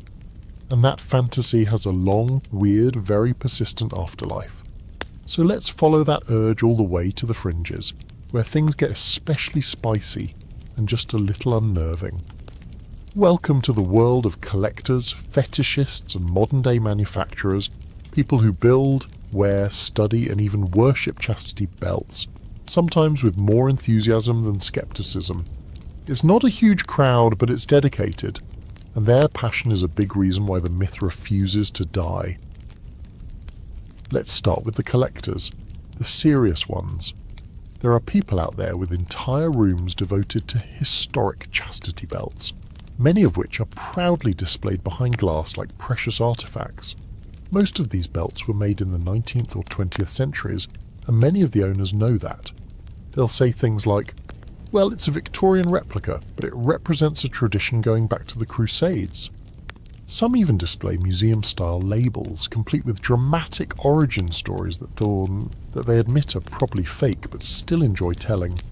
It's part cosplay, part wishful thinking. The belt becomes less a historical object and more a piece of material mythology, a relic from a world people want to believe existed. There's a peculiar reverence here. For some, the chastity belt represents not cruelty, but structure. A world where roles were clearly defined and morality was enforced with cold certainty. It doesn't matter that no one actually wore one in the 12th century. The belt symbolizes the idea that someone could have. And to these collectors, that's enough. They aren't trying to prove history, they're curating a dream. A weird, rusty, mildly terrifying dream. But collectors are just one corner of the belt-loving world. Let's talk about modern chastity fetishism. Because yes, it's real, and yes, it's a thing. There are entire websites, forums, and subreddits devoted to chastity play. Usually consensual, often creative, and occasionally shockingly well-engineered. These belts aren't museum replicas. They're sleek stainless steel or high-tech polymer devices with adjustable fittings, ventilation slots, and often Bluetooth-compatible locks. Seriously, we've moved from myth to app-controlled groin hardware. And unlike the mythical belts of yore, these devices are meant to be worn by choice. In this context, chastity is rebranded as power exchange. One partner wears the belt, the other holds the key. It's about trust, not fear. Control, yes, but the kind negotiated in advance and maintained through mutual agreement. The person wearing the belt might find it empowering, or challenging, or comforting. The point is, it's voluntary, and that makes all the difference. Here's the interesting thing. Some of these users also lean into the medieval myth. They might role-play as a knight and a lady-in-waiting. Or pretend the belt is centuries old, passed down through generations. There are even belts designed to look medieval, complete with faux rivets and keyhole engravings, purely for aesthetic reasons. It's cosplay meets kink, a fantasy of control laced with historical drama. But even here, most participants know it's just that, a fantasy, a curated illusion. They know the truth. They were just choosing the fiction for fun. Then there's a darker edge, a smaller, less chatty fringe that clings to the myth for less playful reasons. These are the people who argue on message boards, in comment sections, and occasionally in self-published books that chastity belts should have been real, that maybe in some idealized past they were. And even if they weren't widespread, they should have been. These voices often romanticize the idea of a world where women's sexuality was forcibly restrained for their own good. They dress it up in the language of tradition, protection, virtue, but at its core is the same old fantasy: control. This group tends to reject modern scholarship. They'll dismiss carbon dating, ignore anatomical studies, and cherry-pick anecdotes to keep the dream alive. And it's not just online cranks. You'll find their influence in certain traditionalist religious blogs, in moralist manifestos, even in comments under YouTube videos featuring museum tours. Back when men were men and women were obedient, one guy writes, under a video of an 1890s belt. Never mind that it was a fake. The belt represents something to him, something he feels he's lost. Why does this matter? Because it shows that myths aren't just innocent stories. They carry baggage. The chastity belt might seem harmless as a punchline or a kink prop, but in the hands of people clinging to authoritarian fantasies, it becomes a weaponized lie, badge of nostalgia for a time that never existed, a time where control was absolute and desire was shackled. These people don't want historical accuracy. They want confirmation of their worldview. And the chastity belt, with its lock-and-key simplicity, is the perfect prop. Even outside of fringe communities, the myth hangs around because it's convenient. It lets modern people look back at the Middle Ages and feel smug. Look how far we've come, we say, ignoring the ways in which bodily autonomy is still challenged today. We pretend the belt is in history, forgetting that its worst iterations, the ones used in asylums and bedrooms without consent, aren't even 2 centuries old. And this brings us to one of the weirdest moments in the chastity belt's afterlife. The fake belt that fooled a major German museum in the 20th century. The story? A man donated a genuine 14th century chastity belt with a tear-jerking backstory involving a knight, his doomed wife, and a secret key lost in battle. The museum displayed it proudly. Photos were taken, souvenirs sold. It wasn't until a young researcher noticed machine-cut rivets and a hinge design from the 1890s that anyone raised an eyebrow. Turns out the belt had been custom-ordered from a Bavarian metalworker in 1912 as a wedding gag. The museum quietly removed the exhibit, but the story had already gone viral in its own century. Even today, images of that belt show up in medieval history posts online. So yes, the chastity belt myth lives on, not because it's true, but because it's useful, as a warning, a joke, a fetish, or a fantasy. The belt has been everything except what it was supposedly meant to be. And the people who love it most, they don't need it to be real, they just need it to feel right. Next, we're going to look at one of the boldest forgery cases in chastity belt lore. A French craftsman who built fake belts so convincing they were published in academic journals before anyone realized they were freshly forged fiction. Let's stroll into a little Parisian workshop in the late 1800s, walls lined with tools, a forge glowing in the corner, and the faint scent of scorched metal lingering in the air. You're standing inside the studio of what might be the most unintentionally influential liar in chastity belt history. A French craftsman named Antoine Moreau, not a historian, not an academic, just a skilled metalworker with an entrepreneurial streak, and, apparently, a sense of humour twisted tighter than the locks he forged. His specialty? Fakes. And not just any fakes. Beautifully detailed, deliberately aged, wildly convincing chastity belts that would soon fool half the scholarly world.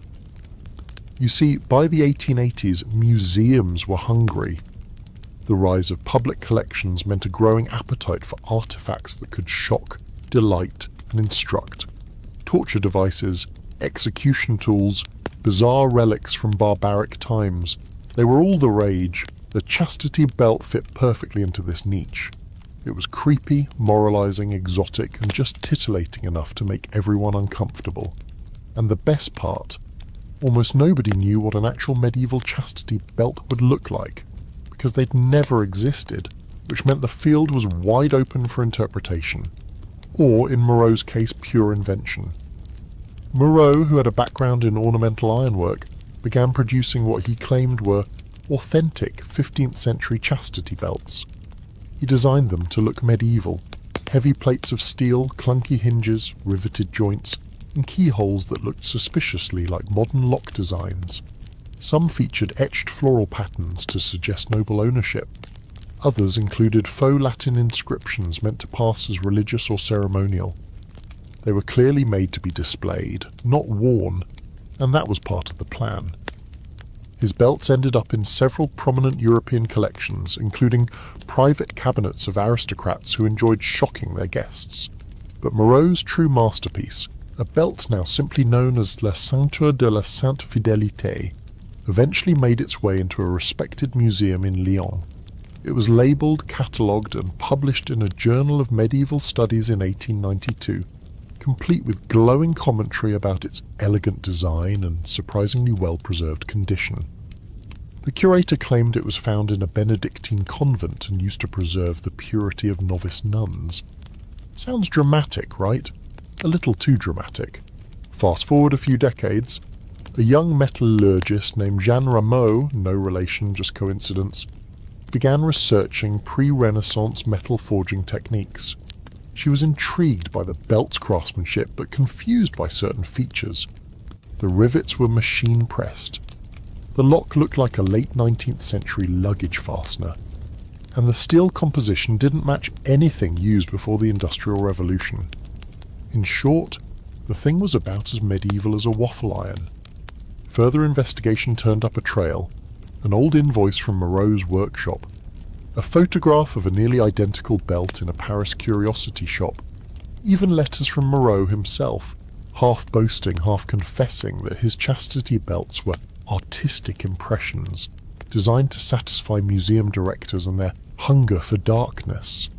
He even joked in one note that his belts had done more to preserve female purity than the Catholic Church. You almost have to admire the audacity. But the damage had already been done. For decades, those belts had been cited in academic papers, used in classroom lectures, and copied by other craftsmen. At least 3 other known forgers, 2 in Germany and 1 in Italy, admitted to creating their own versions based on Moreau's designs. The myth had gone from drawing to object to reference point. And even after Rameau published her findings, some institutions quietly kept the belts on display. Why? Because they were popular. They pulled crowds with them. They sold postcards. Facts, it turned out, weren't great for business. And this wasn't a one-off scandal. The late 19th and early 20th centuries were riddled with this kind of artifact fiction.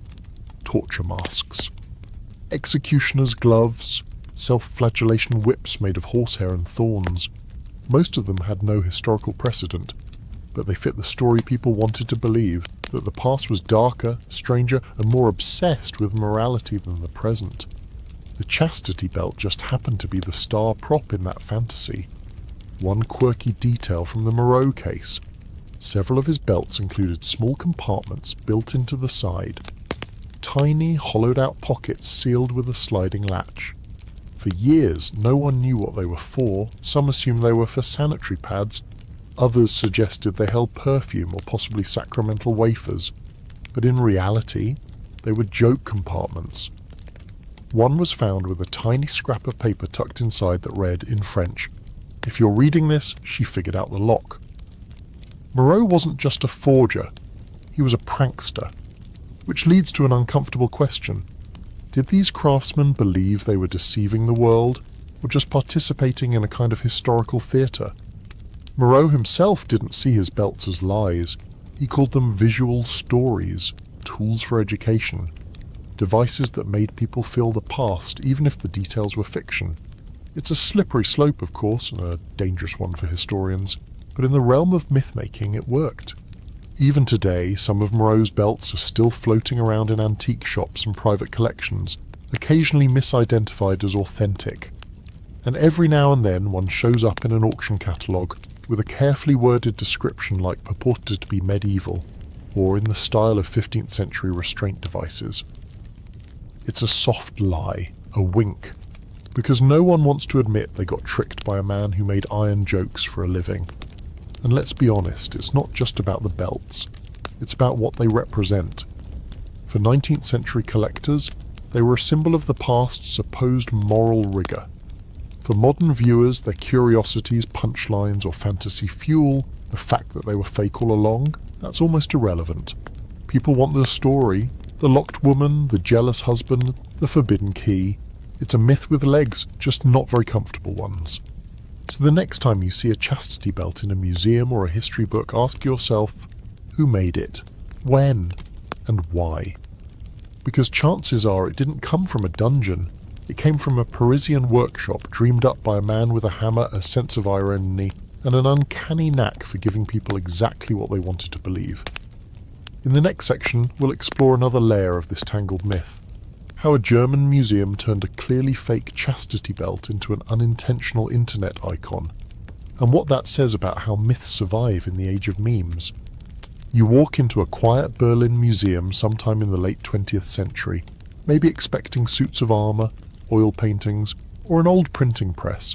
But instead, there it is, hanging in a glass case like a solemn war medal, a chastity belt. Not a graceful one either. This thing looks like it was designed by someone who had only ever heard about human anatomy through a foghorn. Big, crude, iron grey, with thick rivets and a lock the size of a teacup. It's horrifying, ridiculous, and somehow funny. You squint at the placard. It doesn't say much, just chastity belt circa the 15th century, with no further explanation. And as you stand there, an idea begins to form in your mind. This can't possibly be real. Congratulations! You've just joined thousands of tourists, students and history buffs who've passed through the Museum of Medieval Crime and Justice in Rothenburg, or similar tutorial institutions across Europe, and quietly thought the same thing. Wait, is this a joke? And in at least one infamous case, it literally was. Let's rewind to the 90s, when a Berlin museum displayed what was presented as a rare and authentic medieval chastity belt. It became an instant attraction, not because people believed it was real, but because it looked so cartoonishly fake that it bordered on parody.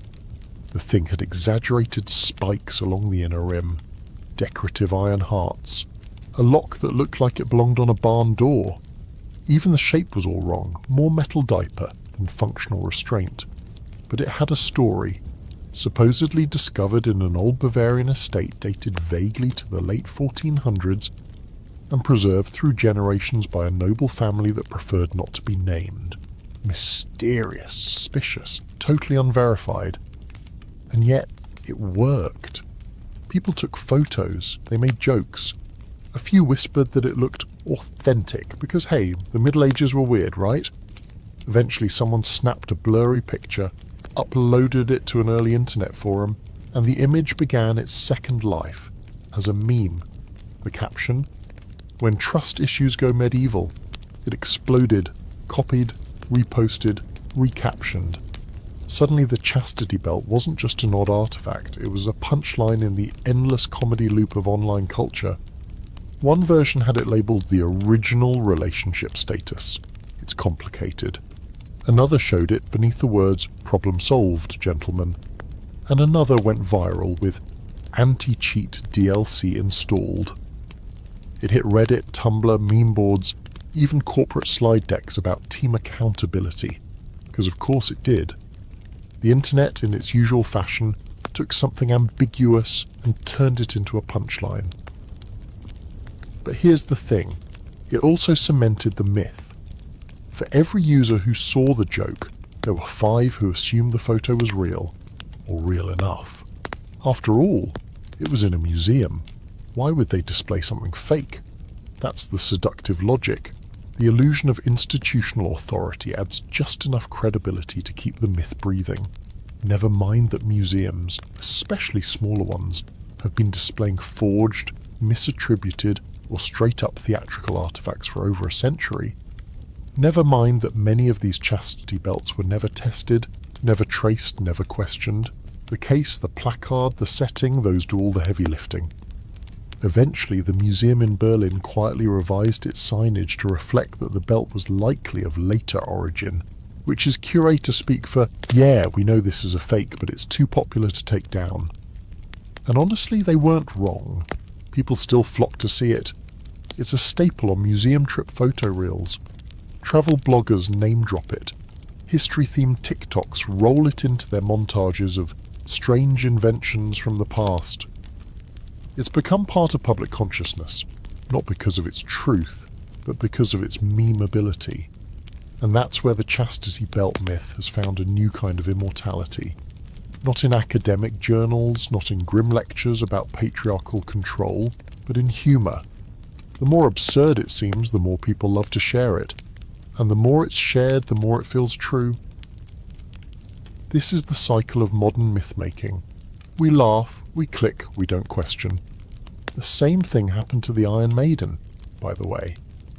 Another medieval torture myth that's been thoroughly debunked as a 19th century invention, but still shows up in textbooks and haunted houses alike, and the chastity belt is its quieter, weirder cousin. Less screaming, more squirming. Of course not everyone laughs. Some modern visitors, especially those unfamiliar with the context, take the chastity belt as solemn evidence of historical misogyny. For them, it's not a meme, it's a horror story. They see it as proof that women's bodies have always been policed, restricted, and dehumanized. And while the actual belt may be fake, the emotion it triggers is very real. That's the tricky thing about myth artifacts. They can be false in fact, but true in feeling. They resonate because they reflect something that still exists, maybe not in the same form, but in spirit. And here's the quirky fact of the day. The same Berlin museum that displayed the meme belt also once featured an exhibit called Instruments of Honor, which included replicas of knightly swords, ceremonial helmets, and yes, another chastity belt, this one bedazzled with fake jewels. Visitors were invited to vote on which object was most effective at protecting virtue. The belt won in a landslide. So what do we do with this? With a fake object that inspires real belief, real laughter, real discomfort? Do we strip it from museum walls, add big warning signs, or lean into the joke and let it be what it's always been, a cultural mirror? Because if the chastity belt has taught us anything, it's that history isn't just about what happened, it's about what people believe happened. And those beliefs, however absurd, however unproven, can shape the way we see the past, the present, and even ourselves. So next time you see a picture of a chastity belt online, ask yourself, is it real? Probably not. But more importantly, why do people want it to be? What does that say about us? In the next section, we'll head into the scholarly battlefield where modern historians, archaeologists, and curators have been roasting the chastity belt myth with ruthless academic precision, and finally calling it what it is, a fantasy with a steel costume. You're now stepping into a completely different kind of room, no dim lighting, no dramatic museum music, no rusted iron behind glass. Instead, there are fluorescent bulbs, clean desks, stacks of peer-reviewed journals, and historians with that tired but determined look that says, let's kill another myth today. This is where the chastity belt legend goes to die, or at least to be dissected until there's nothing left but filings and embarrassment. Welcome to the academic autopsy of one of history's most persistent lies. For centuries, people treated the chastity belt as a given, a relic of medieval repression, a symbol of patriarchal control. It didn't matter that most of the belts in museums had 19th century welding marks or locks more suitable for briefcases than bodily imprisonment.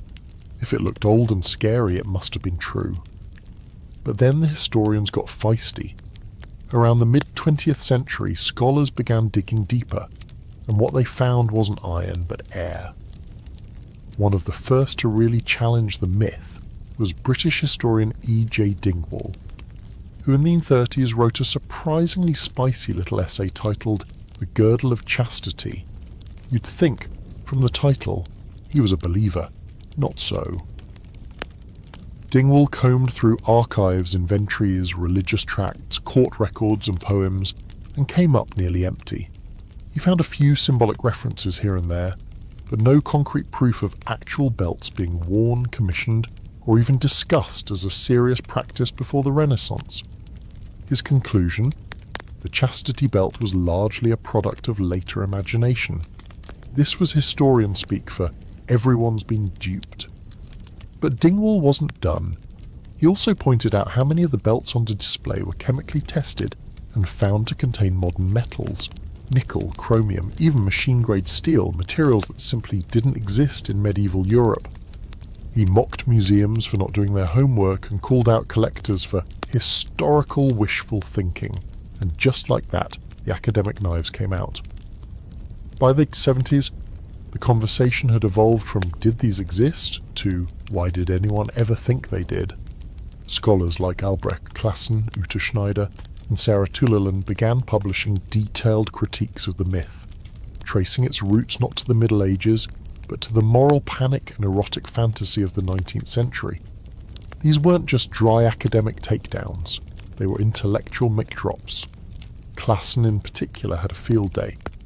In his lectures, he'd often show a photo of a supposed 15th century chastity belt and then walk the room through a step-by-step roast, pointing out the modern keyhole, the lack of wear, the weight that would have dislocated someone's pelvis, the complete absence of references in real medieval literature.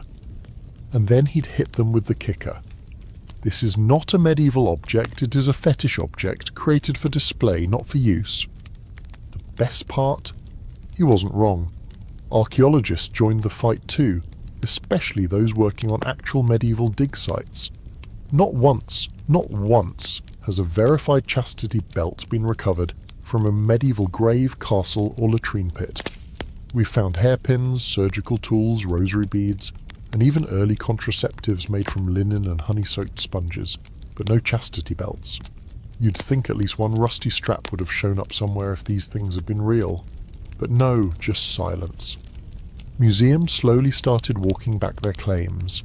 Some removed chastity belts from their torture exhibits altogether. Others relabeled them with careful wording like likely a 19th century representation, or once believed to be medieval. A few brave institutions published full retractions. The Cluny Museum in Paris, for example, quietly removed a chastity belt from its collection after a metallurgical analysis dated it to the late 1800s, and the British Museum, which once proudly displayed a belt with a fleur-de-lis motif, admitted it had likely been forged around 1900 for a travelling fair. And yet, even with the scholarly consensus firmly against it, the myth clings on like rust on an old hinge. That's why many academic papers on the topic now start with a resigned sigh. They know they're not just battling bad data, they're battling desire. The desire for the past to be stranger, crueler and kinkier than it really was. The desire for simple stories, even when they're dead wrong. One particularly biting article from 2011, published in a historical journal on gender studies, opened with the line, "The chastity belt remains more popular in fiction than it ever was in fact." The author went on to argue that our cultural obsession with the device says more about us than it does about the medieval world. We want to believe women were locked up, because that makes us feel more modern. We want to imagine a time when desire was forcibly caged, because it turns control into a visual object. And yes, there's still debate on the fringes. A few scholars, and let's be honest, hobbyist internet historians, cling to the idea that there may have been isolated instances of real belts. Maybe a prototype, maybe ceremonial, maybe used for a day or two during travel. The problem? No hard proof. And every supposed authentic belt that's been examined closely ends up in the same pile. 19th century replica, museum bait, costume drama. There's also the open question of terminology. Some argue that early references to girdles of chastity may have referred to spiritual metaphors or symbolic garments worn as part of religious vows, not literal belts. That's probably true, but again, it doesn't help the steel underwear theory. If anything, it just underscores how far the myth has drifted from its original source. Want another quirky academic nugget? At least 2 doctoral dissertations have been written entirely about chastity belts as cultural objects, not historical ones. These papers analyse the myth through lenses of gender theory, performative morality, and artifact fetishism. One of them even includes a breakdown of chastity belt memes and how they reflect modern anxieties about relationships. Yes, you can get a PhD by studying chastity belt jokes. That's where we are now. So, where does that leave us? At this point, the chastity belt has been fact-checked, roasted, and all but exorcised from serious medieval studies. But it still shows up in pop culture, in museums reluctant to part with a crowd favourite, and in internet arguments where someone insists, "Well, I heard they used them during the Crusades." The truth is out there. It just has a hard time going viral. In the next section, we'll explore one of the few lingering academic arguments. Could anyone have actually worn one, even once, for any purpose at all? The fringe theorists think so, and they've brought a few surprising case studies to the table. So now we arrive at the edge of the map, the place where history runs thin, and speculative theories will just start crawling out of the margins like curious little gremlins. Because even with all the academic roasting, all the carbon dating, and all the museum walkbacks, there's still a tiny, persistent whisper out there. What if? What if one chastity belt, just one, was actually used? Not as a theatrical joke, not as a Victorian invention, but in earnest? Could there have been a single scenario, however brief, however strange, where someone strapped one on for real? That question keeps the fringe theorists busy. You'll find them at the back of history conferences, arms crossed, waiting for their turn at the mic, or deep in the comment sections of history blogs, referencing obscure footnotes and half-translated 17th century texts. They don't deny the fakes. They know about the Parisian forgers and the Berlin meme belt. But their argument is more nuanced and more slippery. I'm not saying they were common, they insist. I'm just saying one might have existed. And honestly, it's not the worst question to ask. Let's start with the most plausible scenario. Ceremonial or symbolic use. Some scholars suggest that just maybe, chastity belts weren't designed for daily wear, but instead as symbolic gifts or ritual objects. Think of them less as undergarments and more as iron engagement rings. A token of fidelity, a bizarre, uncomfortable promise. There's at least one record from the late 1500s in Italy, where a nobleman supposedly gifted his bride a belt to honour her purity. The wording is vague, and there's no physical belt to study, but the phrasing implies it wasn't worn, just shown off, like a twisted wedding present, or maybe a gag gift with the noble flair. Either way, not an everyday accessory. Then there's the traveller theory. This one pops up often.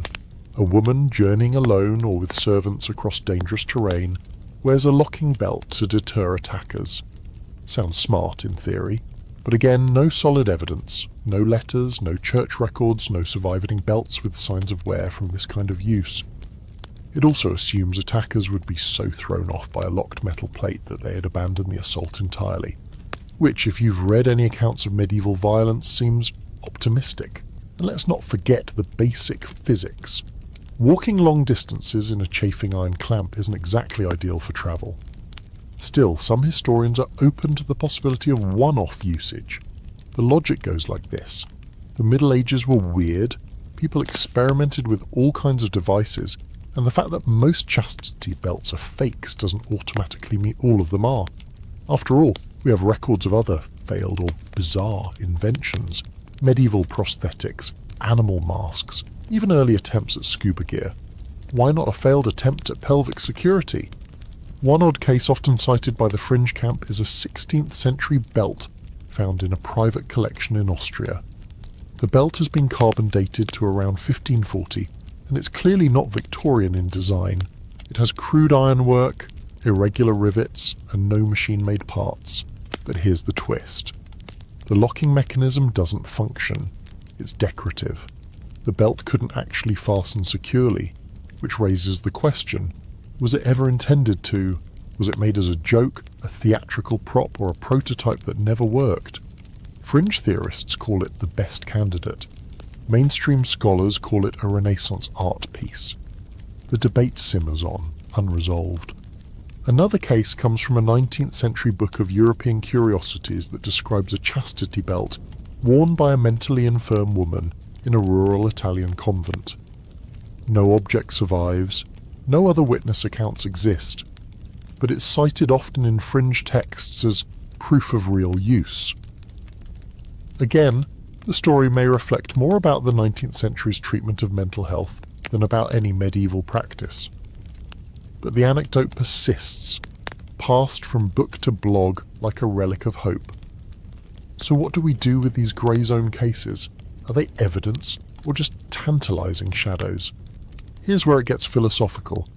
History is full of things that happened once. One person might have tried to fly using chicken feathers.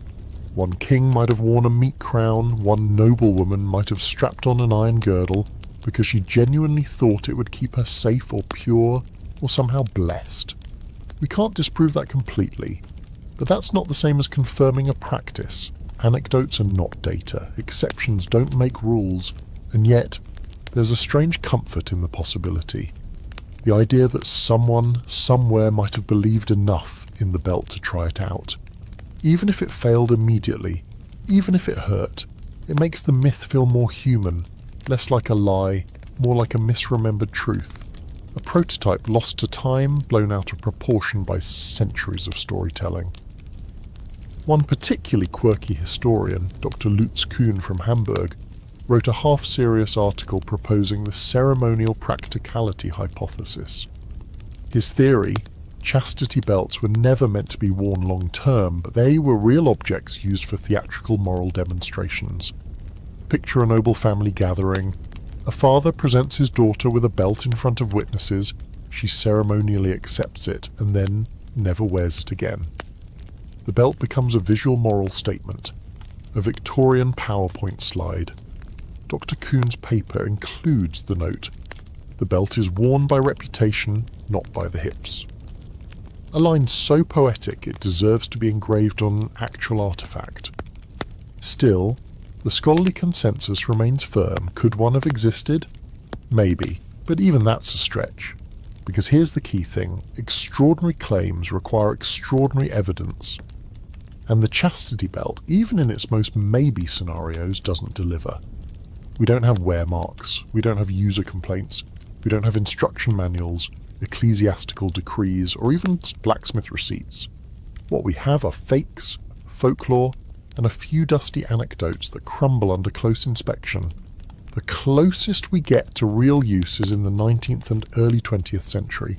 Victorian asylum belts, anti-masturbation devices, and fetish prototypes. And those, as we've seen, say more about modern anxieties than medieval habits. But don't be disappointed. The real story is still fascinating. It's a myth that refuses to die. Not because it's true, but because it feels true. It touches a nerve about control, about fear, about purity, about power. That's why even the tiniest maybe gets inflated into a probably.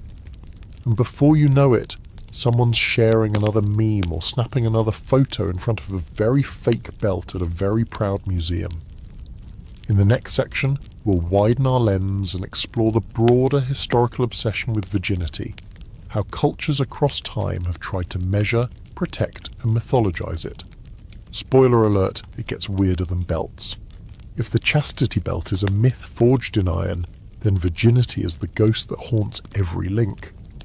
The belt may be the prop, but virginity is the story, the fear, the obsession, the invisible ideal everyone was supposedly trying to protect, defend, or possess. You can't talk about chastity belts without bumping into virginity at every turn like a clumsy ghost hiding under a wedding veil. So tonight, we're stepping away from hardware and into headspace, Because cultures across history haven't just fetishized virginity, they've ritualized it, weaponized it, and turned it into a kind of social currency. Not because anyone could actually see it, but precisely because they couldn't. Let's begin with the basics. Virginity is not a medical condition. It has no physical marker, no universal bodily sign, no test you can run or scar you can check. The infamous hymen has been used as the so-called proof of virginity for centuries, but that flimsy little ring of tissue is biologically inconsistent. Some people are born without one, some stretch or tear during sports, tampon use, or childhood accidents. And yes, some remain intact even after sex. It's about as reliable as checking someone's shoes to see if they've been to church. But that hasn't stopped societies from trying to prove it, and that's where things get wild. Take ancient Rome. Brides were expected to bleed on the wedding night, not because it was medically necessary, but because it was socially required. So much so that some brides faked it, staining sheets with animal blood to maintain family honour. Similar rituals existed in other parts of the world. In some Middle Eastern and South Asian cultures, the wedding bed became a public altar of purity, with in-laws waiting outside the room for the evidence. It wasn't enough to be a virgin, you had to perform virginity for an audience. In medieval Europe, virginity had its own mythology. It wasn't just about abstaining from sex, it was linked to holiness, grace, and even supernatural power. The Virgin Mary wasn't just pure, she was impossibly pure. A mother and a virgin, a theological paradox that became the gold standard for female virtue. Saints like Agnes, Cecilia, and Lucy were praised not just for their faith, but for choosing death over defilement. Martyrdom became a kind of ironclad chastity belt, one you wore from the inside out. This reverence extended into bizarre medical beliefs. One 13th century French physician wrote that a virgin's breath was cooler and sweeter than that of a married woman. Another suggested that intercourse permanently shifted a woman's internal organs, making her easier to diagnose as touched. And then there were the apothecaries, selling potions to restore maidenhood, herbs, salves, and even powders meant to mimic the signs of virginity for anxious brides. Some were consumed, others, let's just say they were applied with the hope of a convincing illusion. Even during the Renaissance, when art and anatomy were booming, virginity held its grip. Painters depicted young women with white lilies, closed gardens, or locked boxes to signify their untouched status. Literature swirled with metaphors, locked gates, sealed fountains, snow-covered hills, all of it designed to say, without saying, this woman is closed for business. And once again, it wasn't just religious, it was economic. Marriages, alliances, and inheritances often hinged on a bride's purity. A woman's body wasn't her own. It was a certificate of honour for her family, her husband, and her community. And this brings us back, of course, to the idea of protection. Because once you turn virginity into property, you need security. Enter the symbolic chastity belt, not necessarily made of iron, but built from expectations, surveillance, and fear. Parents guarded their daughters' reputations like castles. Girls were taught to be modest, silent, covered, invisible. Their virginity became their dowry, their leverage, their worth. And when that much value gets placed on something invisible, paranoia follows. Did she look too long at the stable boy? Did her dress rise too high at the festival? Virginity became something to constantly prove without ever being allowed to discuss. And here's where the anxiety creeps in. Because deep down, everyone knew it was an illusion. You couldn't really tell. You could marry a pure bride and still end up mocked. You could guard your daughter like treasure and still be shamed by gossip. The lack of evidence turned virginity into a conspiracy theory, one that never stopped needing proof. That's where tools like the chastity belt, real or imagined, come in. They weren't practical solutions, they were fantasy solutions to an unprovable problem. Fast forward to the Victorian era and the obsession ramps up. Virginity gets medicalized. Doctors claim they can spot fallen women by their posture, their complexion, even their pulse. Girls are warned that even thoughts of boys or intimacy could soil them. There were pamphlets about how to raise a pure daughter, guidebooks for young brides, and sermons about the dangers of imagination. Meanwhile, the entire economy of marriage was still based on the unseeable prize between a woman's legs. And yes, this madness still echoes today. Modern virginity testing, a practice condemned by the World Health Organization, is still done in some parts of the world. It's based on a complete misunderstanding of anatomy and a deep-rooted need to control women's bodies. Even in Western pop culture, virginity gets marketed like a rite of passage, a box to check, a flower to lose. Men brag about taking it. Women are expected to give it. It's wrapped in language that treats it as a product, not a personal experience. There are even modern chastity pledges, rings, contracts, symbolic lockets, designed to signal purity. Some families hold purity balls, where teenage daughters pledge their virginity to their fathers until marriage. If that sounds a little medieval, that's because it is. We've just replaced iron belts with symbolic ones.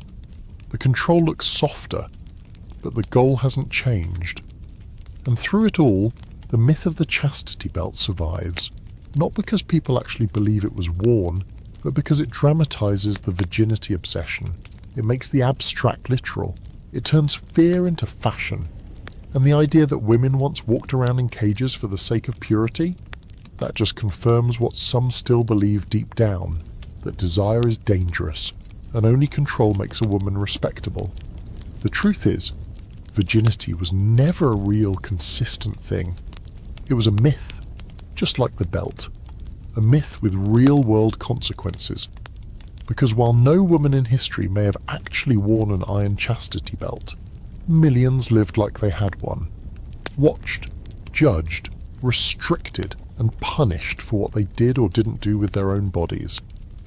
In the next section, we'll dive even deeper into the medieval brain and explore what people actually believed about sex, anatomy, and morality. Because if you think this was all about purity, wait until you hear how the average monk imagined the female body worked. Now that we've unravelled the cultural messiness of virginity, let's lower ourselves carefully, like a cautious monk descending into the anatomical dungeon of medieval sex education. This is where the chastity belt myth starts to make a bizarre sort of sense. Not because it was ever practical, but because, frankly, medieval people didn't fully understand how bodies worked. Like, at all. And once you realise how wildly wrong they were about even the basics of sex and anatomy, it becomes much easier to believe they might imagine something as absurd as a locked metal undercarriage. Let's start with a simple question. How did people in the Middle Ages think reproduction worked? Well, depending on who you asked, the answer could include everything from wandering wombs to divine breath. One popular theory, inherited from ancient Greece and still bouncing around medieval manuscripts, was called the two-seed theory. This idea, originally from Aristotle and Galen, claimed that both men and women produced a kind of seed during intercourse. If both seeds were strong and pure, you'd get a boy. If the woman's seed was stronger, you'd get a girl, if only the man's seed was present. No pregnancy, which naturally made it the woman's fault if a marriage remained childless. Because why not blame the one person who didn't write the theory? Then there was the belief that female orgasm was necessary for conception. Monks, doctors, and philosophers wrote that a woman had to experience the physical pleasure, release, as they called it, for her body to be fertile. So if a woman became pregnant after being assaulted, well, she must have enjoyed it. That's not just disturbing, it's a twisted logic that shows up in actual medieval court documents, and it gave people, especially men, even more control over women's bodies and reputations. But wait, it gets weirder. One 13th century manuscript describes the womb as a hot cavern that could shift position depending on a woman's emotional state. The uterus was believed to be a somewhat mobile organ, capable of floating around the body and causing hysteria if it got confused. This belief, derived from earlier Greco-Roman texts, persisted for centuries. That's right, they thought your uterus could wander up into your throat and make you faint from sadness. Kind of makes a chastity belt seem reasonable by comparison, doesn't it? And then there's the whole mess around menstrual blood. Oh boy. Medieval scholars, most of whom had never actually spoken to a menstruating woman in anything close to scientific terms, believed that period blood was essentially the body's way of purging poison. Some thought it was dangerous, others thought it could sour wine or wilt crops. There's even a German text that suggests a glance from a menstruating woman could cause fruit to rot. So naturally, protecting the uterus became a public health issue. You can see how that might spiral into myths of belts and locks and padlocks blessed by clergy. One of the stranger texts is De Secretis Mulierum, on the secrets of women, a 13th century guidebook written by a man who, and this cannot be stressed enough, had no idea what he was talking about. This gem includes such claims as women's bodies are colder and wetter than men's, which makes them more deceitful. Menstruation is caused by an excess of black bile, and the uterus has 7 chambers, each corresponding to different astrological signs. It reads like a horoscope written by a drunk alchemist. Still, these writings weren't fringe. They were considered cutting-edge medical theory. Universities taught them, priests cited them, and women, often kept from education, had no formal way to challenge the nonsense. So if someone proposed that strapping a belt around a woman's pelvis could protect her virtue, or her health, it didn't sound entirely absurd to the people reading this stew of magical anatomy. But the misinformation didn't stop at books. It crept into sermons, confessions, and public health advice. In one case, a priest advised a young woman to sleep with a cross under her pillow to prevent nocturnal temptations.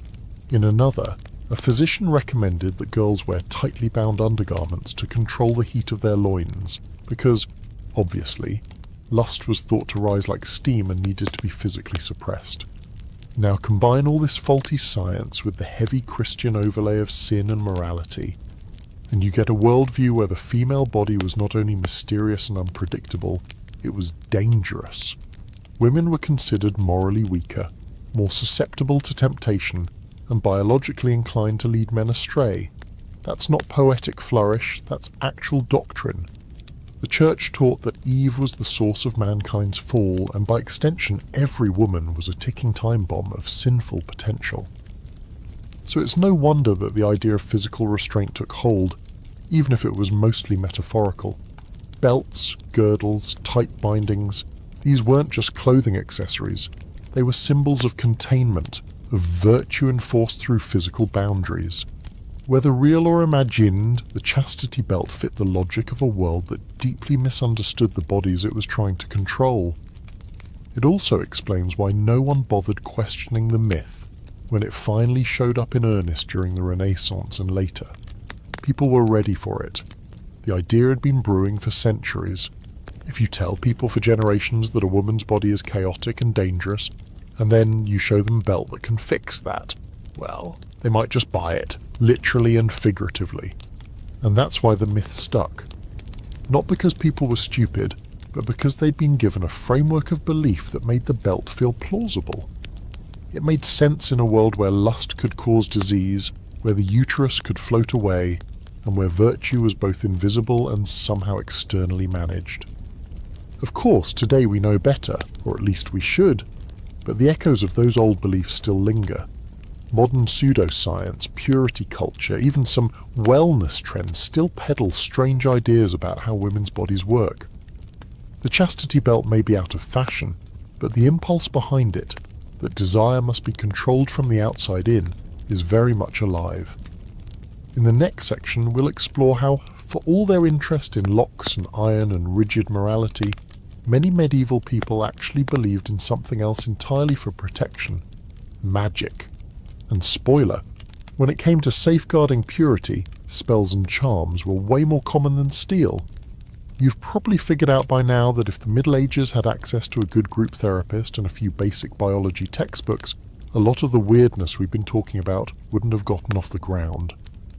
But instead of modern science or open conversations about consent and sexuality, what did medieval people turn to for comfort, protection, and control were jik. Straight up wand-waving, incense-burning, charm-reciting, potion-mixing magic. And when it came to guarding chastity, or at least the appearance of it, magical protection was often considered more reliable than iron straps and padlocks. It's almost funny when you think about it. In a time when the average person believed the devil could sneak into your dreams, or that a saint's bone could cure your acne, the idea of locking a woman into an iron girdle seemed a little too practical. Magic, on the other hand, that was versatile, spiritual, and in their minds time-tested. Let's start with the most popular form, protective charms. These were small objects, often worn on the body or sewn into clothing, that supposedly repelled lust, danger, or unwanted attention. A young woman might wear a small cross soaked in holy water. Another might keep a pouch of herbs under her skirt, lavender, rue, sage, or sometimes more exotic ingredients like crushed opal or dried lizard. Why those things? Because some monk once wrote that they cooled the blood, and suddenly every grandmother from Canterbury to Carcassonne was stuffing lizard powder into her granddaughter's stockings before market day. There were also spoken spells. These incantations were usually whispered during certain phases of the moon, or recited at the moment a girl entered puberty. Some were full-on prayers to the Virgin Mary, others were old pagan leftovers that somehow escaped the purge. One text from 14th century Wales includes a rhyme that translates loosely to "Lock her heart, still her flame, may no man know her name." It sounds sweet, until you realise it's meant to keep her invisible to desire, like some kind of medieval anti-love cloaking device. Then there were physical rituals. These were mostly practiced by village midwives, herbalists, or what later came to be called cunning women. If a girl was thought to be in danger of moral corruption, and let's face it, that just meant she smiled too much or talked to the wrong stable boy, her family might take her to one of these women for a protective blessing. This could involve tying knots into a red ribbon and circling it around the girl's waist 3 times, then hiding it under her mattress. In some regions, the woman's name would be whispered into a clay pot, which was then sealed and buried under the hearth, locking her purity inside. And these weren't fringe behaviours, they were community practices, especially in rural areas where church control was softer and traditions ran deeper than papal decrees. If a chastity belt existed at all, it was in the form of a charm bracelet or a knot spell, rituals of anxiety wrapped in folk poetry. Of course, the church had a complicated relationship with all this. On one hand, they condemned most forms of folk magic as heretical or demonic. On the other hand, they happily sold indulgences, saint relics, and holy medallions that functioned exactly like magical charms. You could buy a bone shard from St. Ursula, wrap it in linen, and wear it under your blouse to ward off impure thoughts. Was that different from tying a red thread and whispering your own name backward? Technically, yes. Functionally, not so much. In fact, a lot of early Christian chastity spells were just recycled pagan rituals with a cross glued onto them. A Roman-era fertility amulet becomes a medieval virgin's girdle. A druidic herb blend becomes a nun's purity tea. It's cultural duct tape at its finest, and in many cases the church simply tolerated these practices as long as they didn't get too weird. You could bless your daughter with a candle from St. Agnes's shrine, sure, but if you started chanting to the moon goddess or leaving offerings at forest crossroads, well, then we have a problem. One of the more fringe examples comes from Bohemia in the late 1400s. A noble family, worried that their daughter might fall prey to lust before her arranged marriage, commissioned a virgin circle ritual. This involved 7 women, preferably virgins, walking around the girl in a circle, each carrying a candle lit from a separate church. They recited psalms, drank rosewater, and traced a symbol of purity on the girl's forehead using ashes from a burned love letter. None of this was sanctioned. All of it was believed. And yes, the rituals weren't just for women. Young men were also given protective charms, though theirs were usually geared toward curbing temptation, rather than preserving something metaphorical like honour. A 15th century French manual advises boys to keep a small piece of iron in their shoe to ward off lustful thoughts.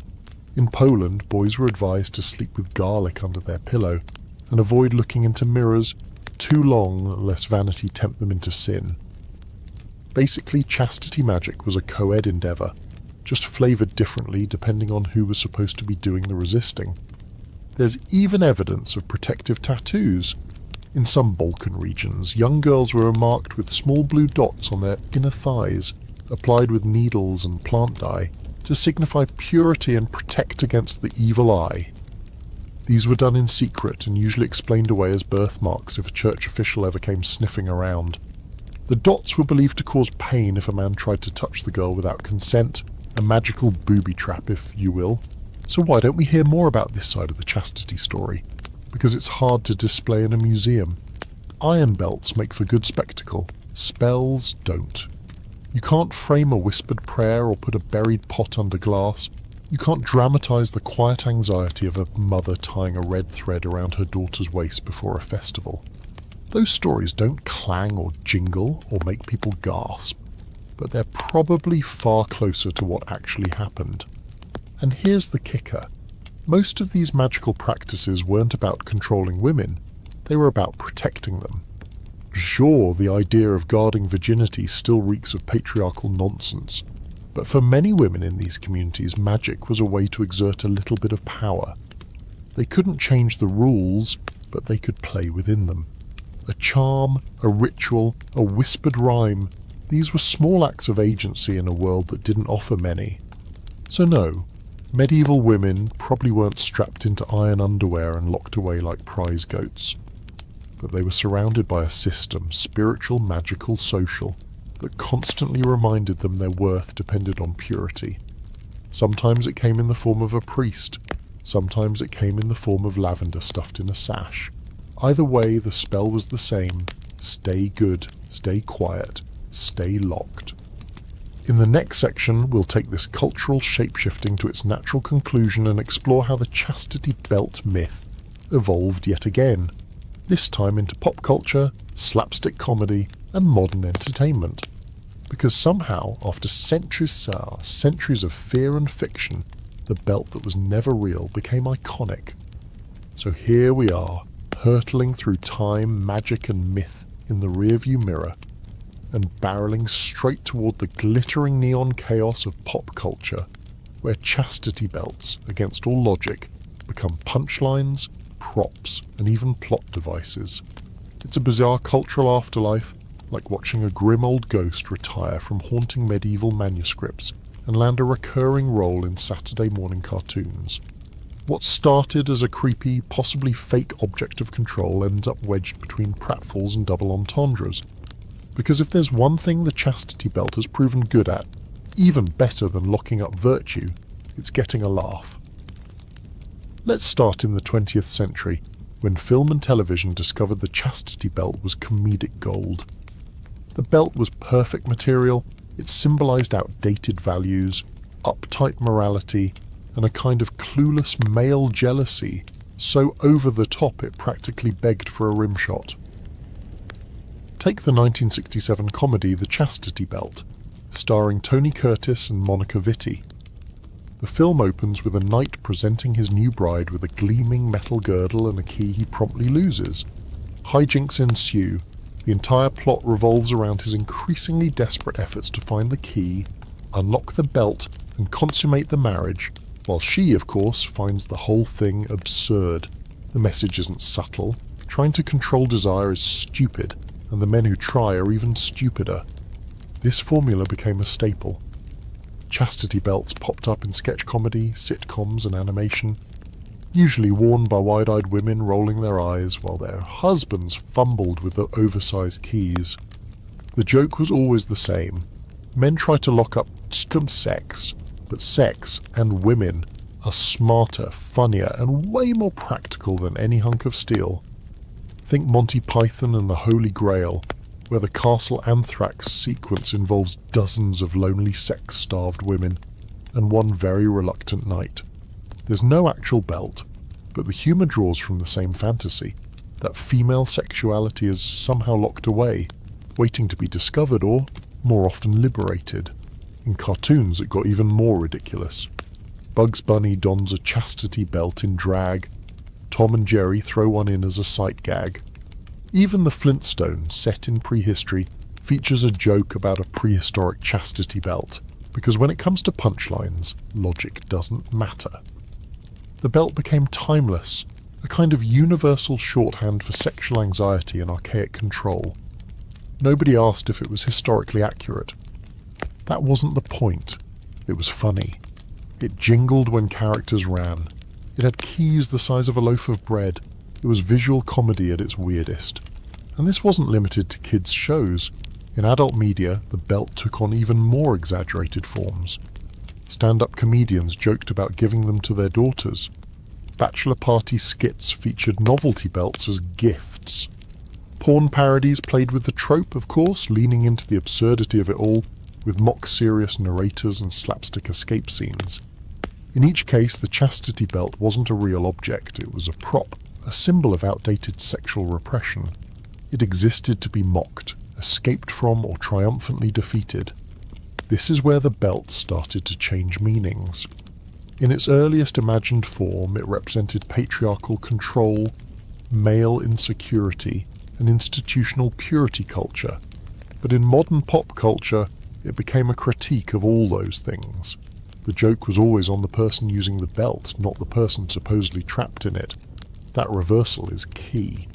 The woman wearing the belt is rarely portrayed as gullible. She's savvy. She rolls her eyes. She finds a way out. She hands the belt back and says, "Nice try." The belt becomes a symbol of how dumb the attempt to control sexuality really is. Of course, as the belt slid further into comedy, it also became a staple of the novelty industry. By the 1980s and 90s, you could buy plastic chastity belts in adult stores and gift shops. They came in pink and silver with slogans like "property of the groom" or "break in case of emergency." Some had fake locks, others had working ones. A few were even advertised as bachelorette party gear, mock tools of purity turned into props for celebrating sexual freedom. Again, it wasn't about belief. No one thought these were real medieval tools. They were symbolic of what we've outgrown, or at least what we like to think we've outgrown. But pop culture didn't just laugh at the belt. Sometimes it got weirdly fascinated with it. In fantasy and sci-fi, for instance, chastity belts occasionally show up as magical artifacts. A cursed belt that can't be removed until a riddle is solved. A techno belt in a dystopian future designed to control fertility. One infamous example, the Japanese manga and anime trope, where the chastity belt is a high-tech security system, often played for both laughs and light kink, is part of a broader fascination with blending the ancient and the futuristic, old fears repackaged in shiny new settings. Video games got in on the action too. Some RPGs and dungeon crawlers include chastity belts as loot items or cursed equipment. Often they come with stat penalties or jokes in the item description, prevent certain actions, or worn by those with trust issues +5. The belt becomes part of the game's humour arsenal, poking fun at the idea of locking up desire in a world filled with dragons and health potions. And yet, with all the humour, there's always a flicker of seriousness underneath. Because while the belt is a joke, it's about something that wasn't funny. Control, insecurity, fear of female agency. That's why the laughter matters. It's a release valve. It says, this was ridiculous, and by laughing we reject the worldview that ever imagined it could work. But not all pop culture is so light-hearted. Some stories use the belt as a symbol of real oppression. In dystopian fiction, for example, it might appear as a government-mandated device, part of a larger narrative about surveillance and bodily autonomy. The belt in these stories isn't funny. It's terrifying. It's not a relic of the past, but a warning about the future. A fictional tool that says, this could happen again if we're not careful. That tension between comedy and caution is what makes the chastity belt such an enduring cultural image. It can be both at once, a goofy metal gag and a grim metaphor. And because it's so easily recognized, it slips into new settings with ease. You don't need to explain what it is, you just show it, and the audience brings the baggage with them. Of course, this means the belt still serves a purpose, just not the one it was allegedly designed for. Today it helps us reflect, to laugh at old fears, question old norms, and wonder how far we've really come. It's a mirror disguised as a prop. In the next section, we'll step away from the comedy and explore how modern kink communities have reimagined the chastity belt, not as repression, but as play, power and choice. Because yes, in a twist medieval monks absolutely did not see coming, some people are now wearing these things willingly.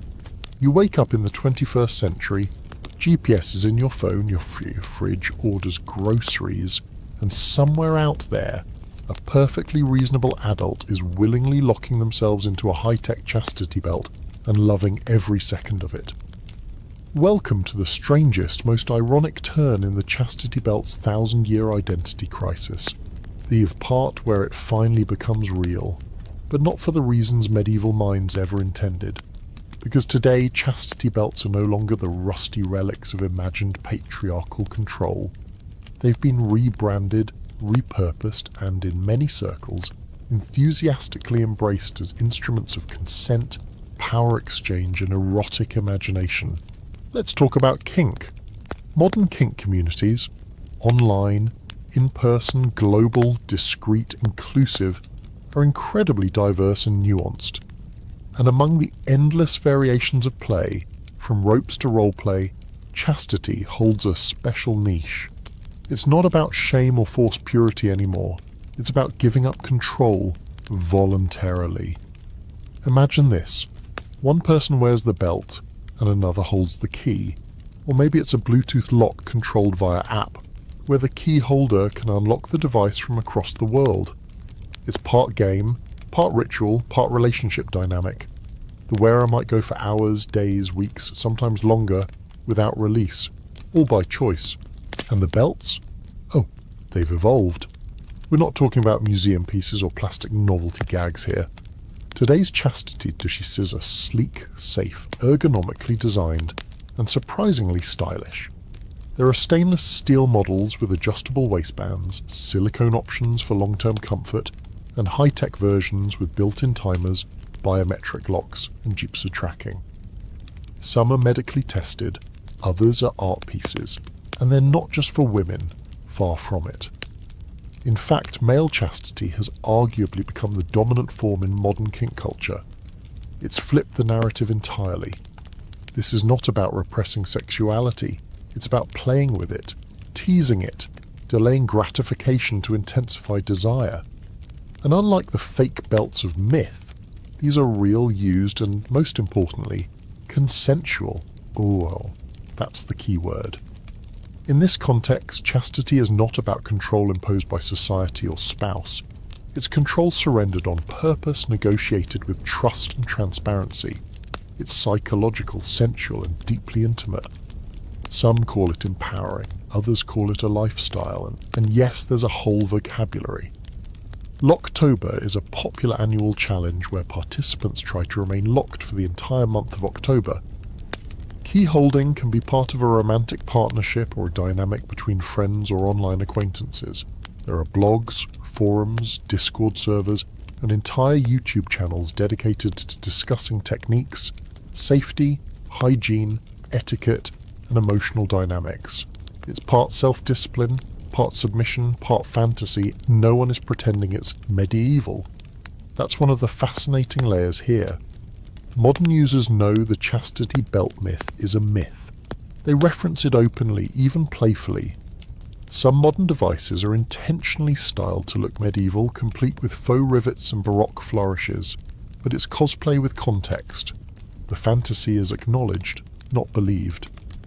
It's a self-aware nod to the absurdity of the old myth, reclaimed, repurposed, and flipped on its head. One user in a popular online forum described their chastity experience like this: "I feel more in control because I've given up control. It's like I've taken a piece of that ancient fantasy, cleaned it up, made it safe, and now I own it. Literally and symbolically." That's a long way from the fearful patriarchal narrative of old.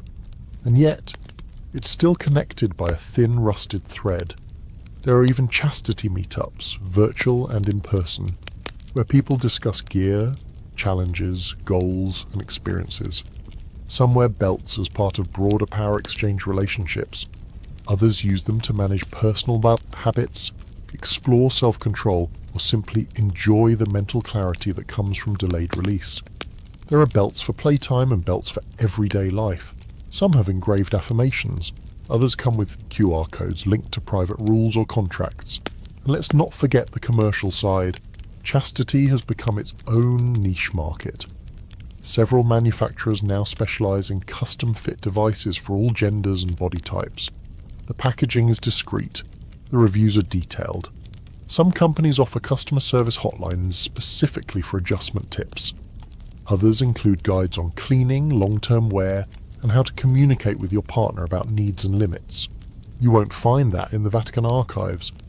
But while the kink community has redefined the chastity belt as a tool for pleasure and trust, the world outside isn't always so understanding. There's still stigma, still smirks, still assumptions that it's weird or wrong. So that's partly because the belt still carries centuries of cultural baggage. Purity, control, misogyny, shame.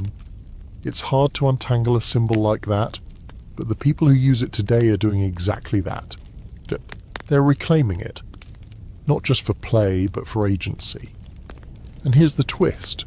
In reclaiming the belt, they're doing what the myth never did, making it real. Not metaphorically, not symbolically, physically. The modern chastity device is one of the few cases where fiction became fact.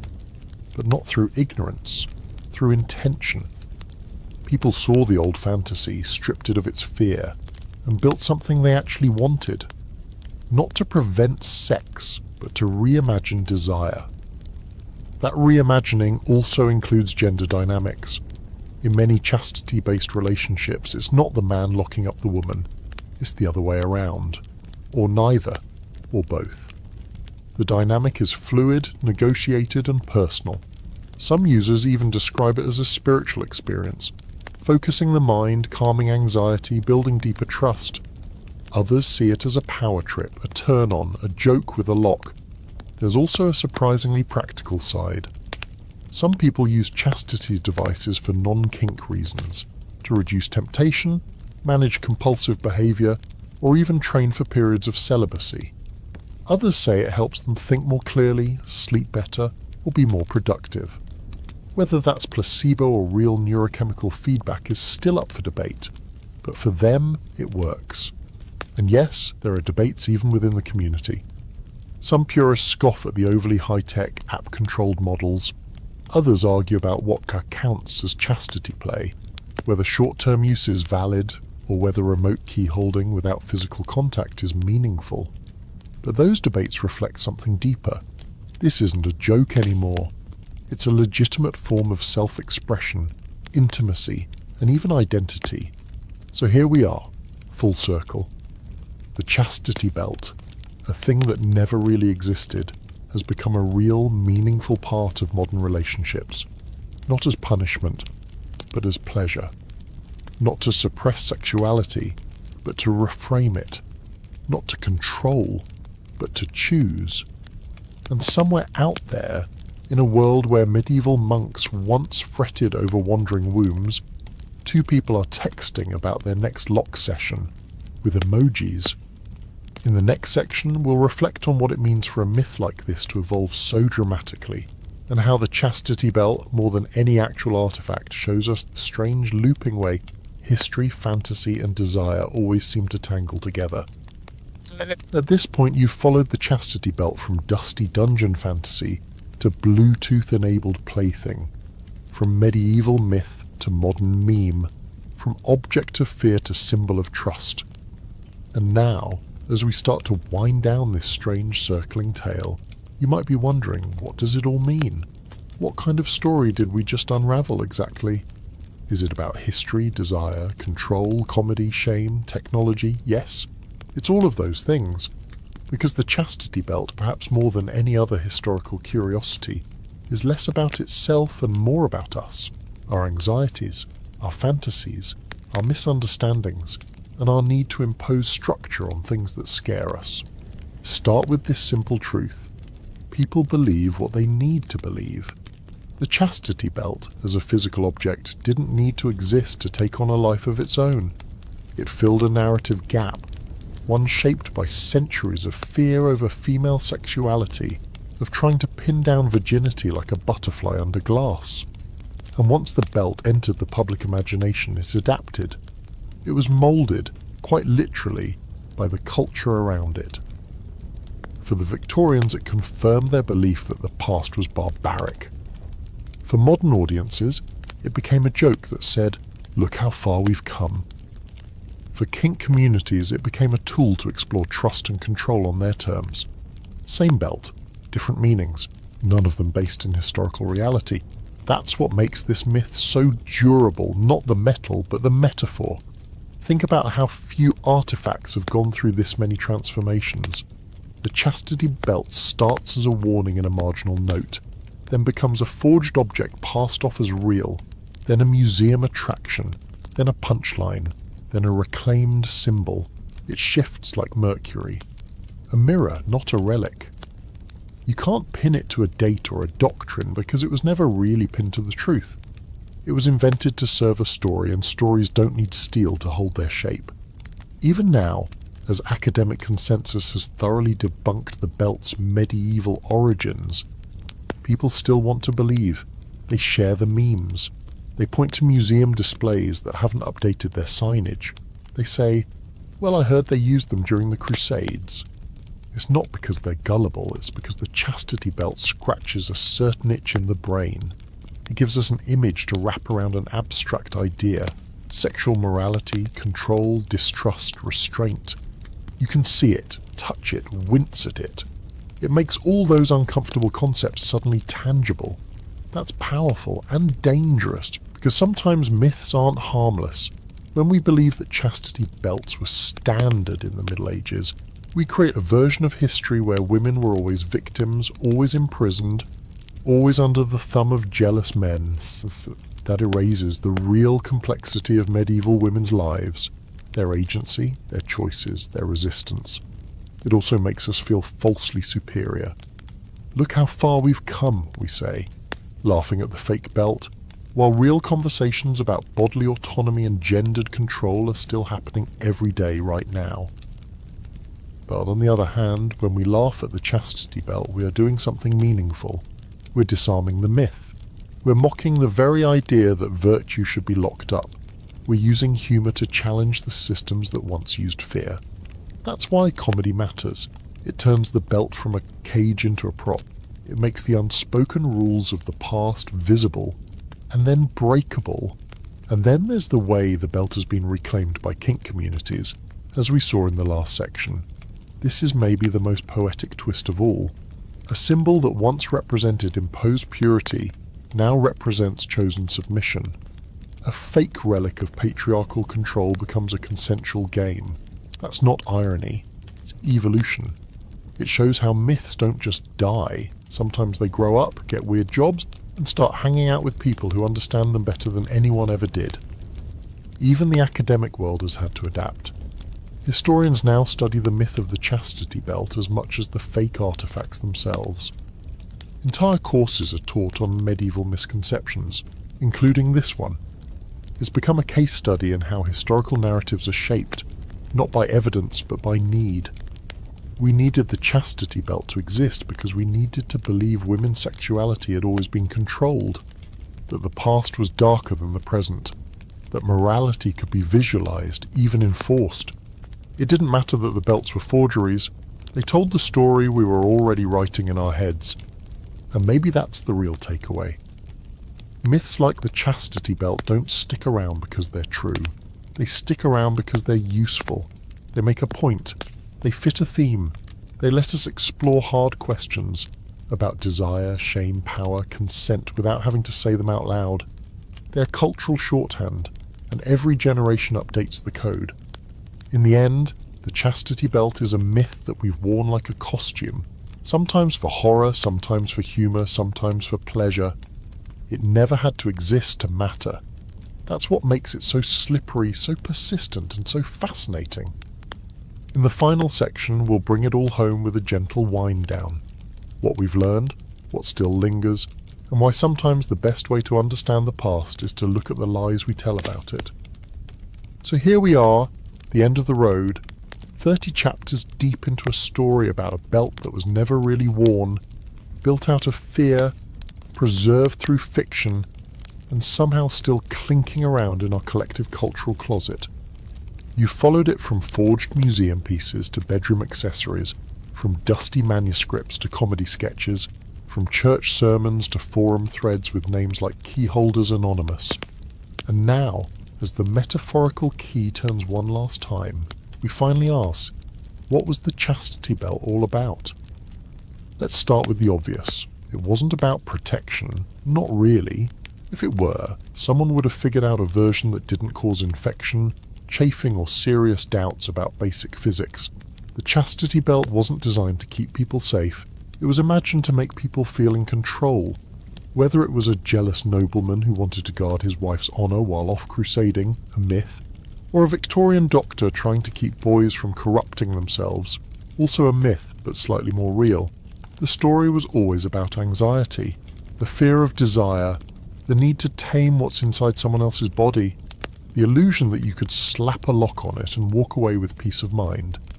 But ironically, the belt itself never had that kind of power. What did all the heavy lifting was the belief, the story. That's the real steal here. The idea that virginity is something measurable, that desire is something shameful, that love, lust, loyalty, and biology can be simplified into a symbol. You can put that idea in a metal frame and hang it in a museum. You can slap it on a meme. You can even wear it as a kink accessory. But it's still just that, an idea. And yet, what an idea. The chastity belt has managed over centuries to do what few historical myths can: evolve. Not just survive, but transform. It started as a half-joke drawing in a 15th century military manual. Then it became a Renaissance novelty, then a Victorian hoax, then a symbol of moral panic, then a punchline, then a reclaimed object of intimacy. That's not just cultural endurance, it's cultural adaptation. The belt has become whatever we've needed it to be. A warning, a joke, a lesson, a game. And what have we learned from it?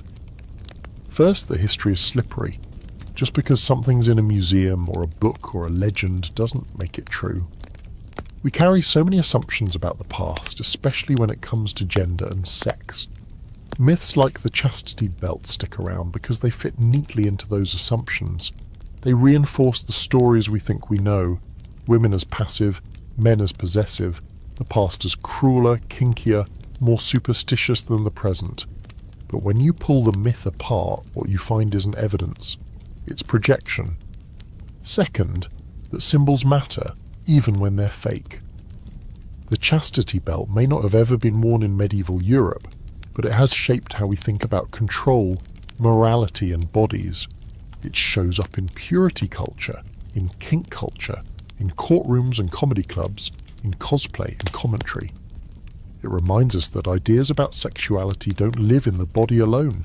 They live in the stories we tell about the body. And third, that sometimes the best way to deal with uncomfortable history is to laugh. Not because it's silly, but because laughter lets us hold the weirdness without dropping it. It gives us room to question the rules, to poke at the icons, to say, wait, why did we ever think this made sense? Humour is often the first crack in the armour of bad ideas. The chastity belt didn't fall because of a revolution. It fell because people started giggling at it. That's a quiet kind of power, and maybe the most human one we have. And through it all, the belt stays, shiny or rusted, real or fake, symbolic or literal, reminding us that control is always more complicated than the locks we try to build. That what people fear they try to contain, that what they can't contain they turn into stories. And those stories, well, they're harder to unlock than any belt ever was. So if you ever find yourself in a small European museum, squinting at an iron contraption that looks like something between medieval bondage gear and a medieval cheese grater, just a smile. You know the truth is probably fake. But the belief it represents, that's as real as ever. Real, messy, and still quietly shaping how we talk about sex, control, and history. Maybe that's the most important thing the Chastity Belt teaches us. That history is not made of facts alone. It's made of fears, fantasies, jokes, and half-remembered lies. And sometimes the objects we think are the most real turn out to be the most imaginary, and vice versa. In the end, the Chastity Belt isn't about sex, it's about power. And the power of a story, especially one forged in iron and kept alive by belief, is the kind of thing that can lock us in or set us free. And now, after travelling through centuries of steel and symbolism, legends and latex, we're finally letting this story drift gently to a close. You've made it, through every lock, lie and laugh. And whether you came here for history, curiosity, comedy, or just to kill time before bed, I hope what you found was something deeper than a metal belt.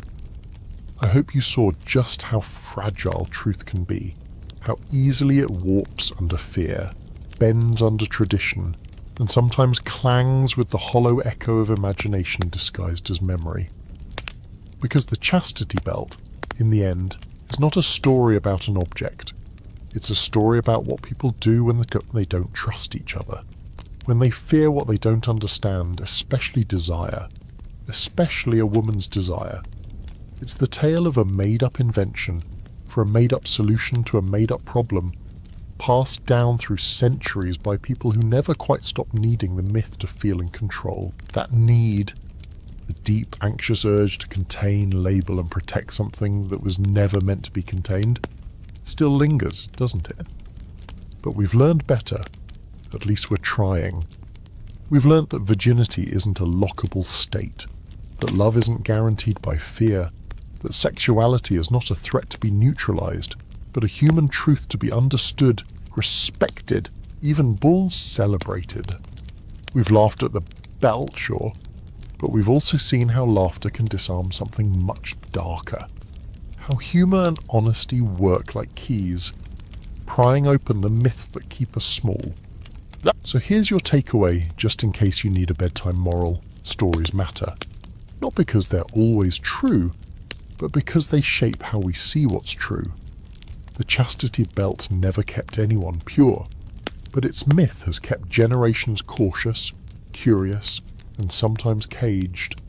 Now you know better. Now you hold the key.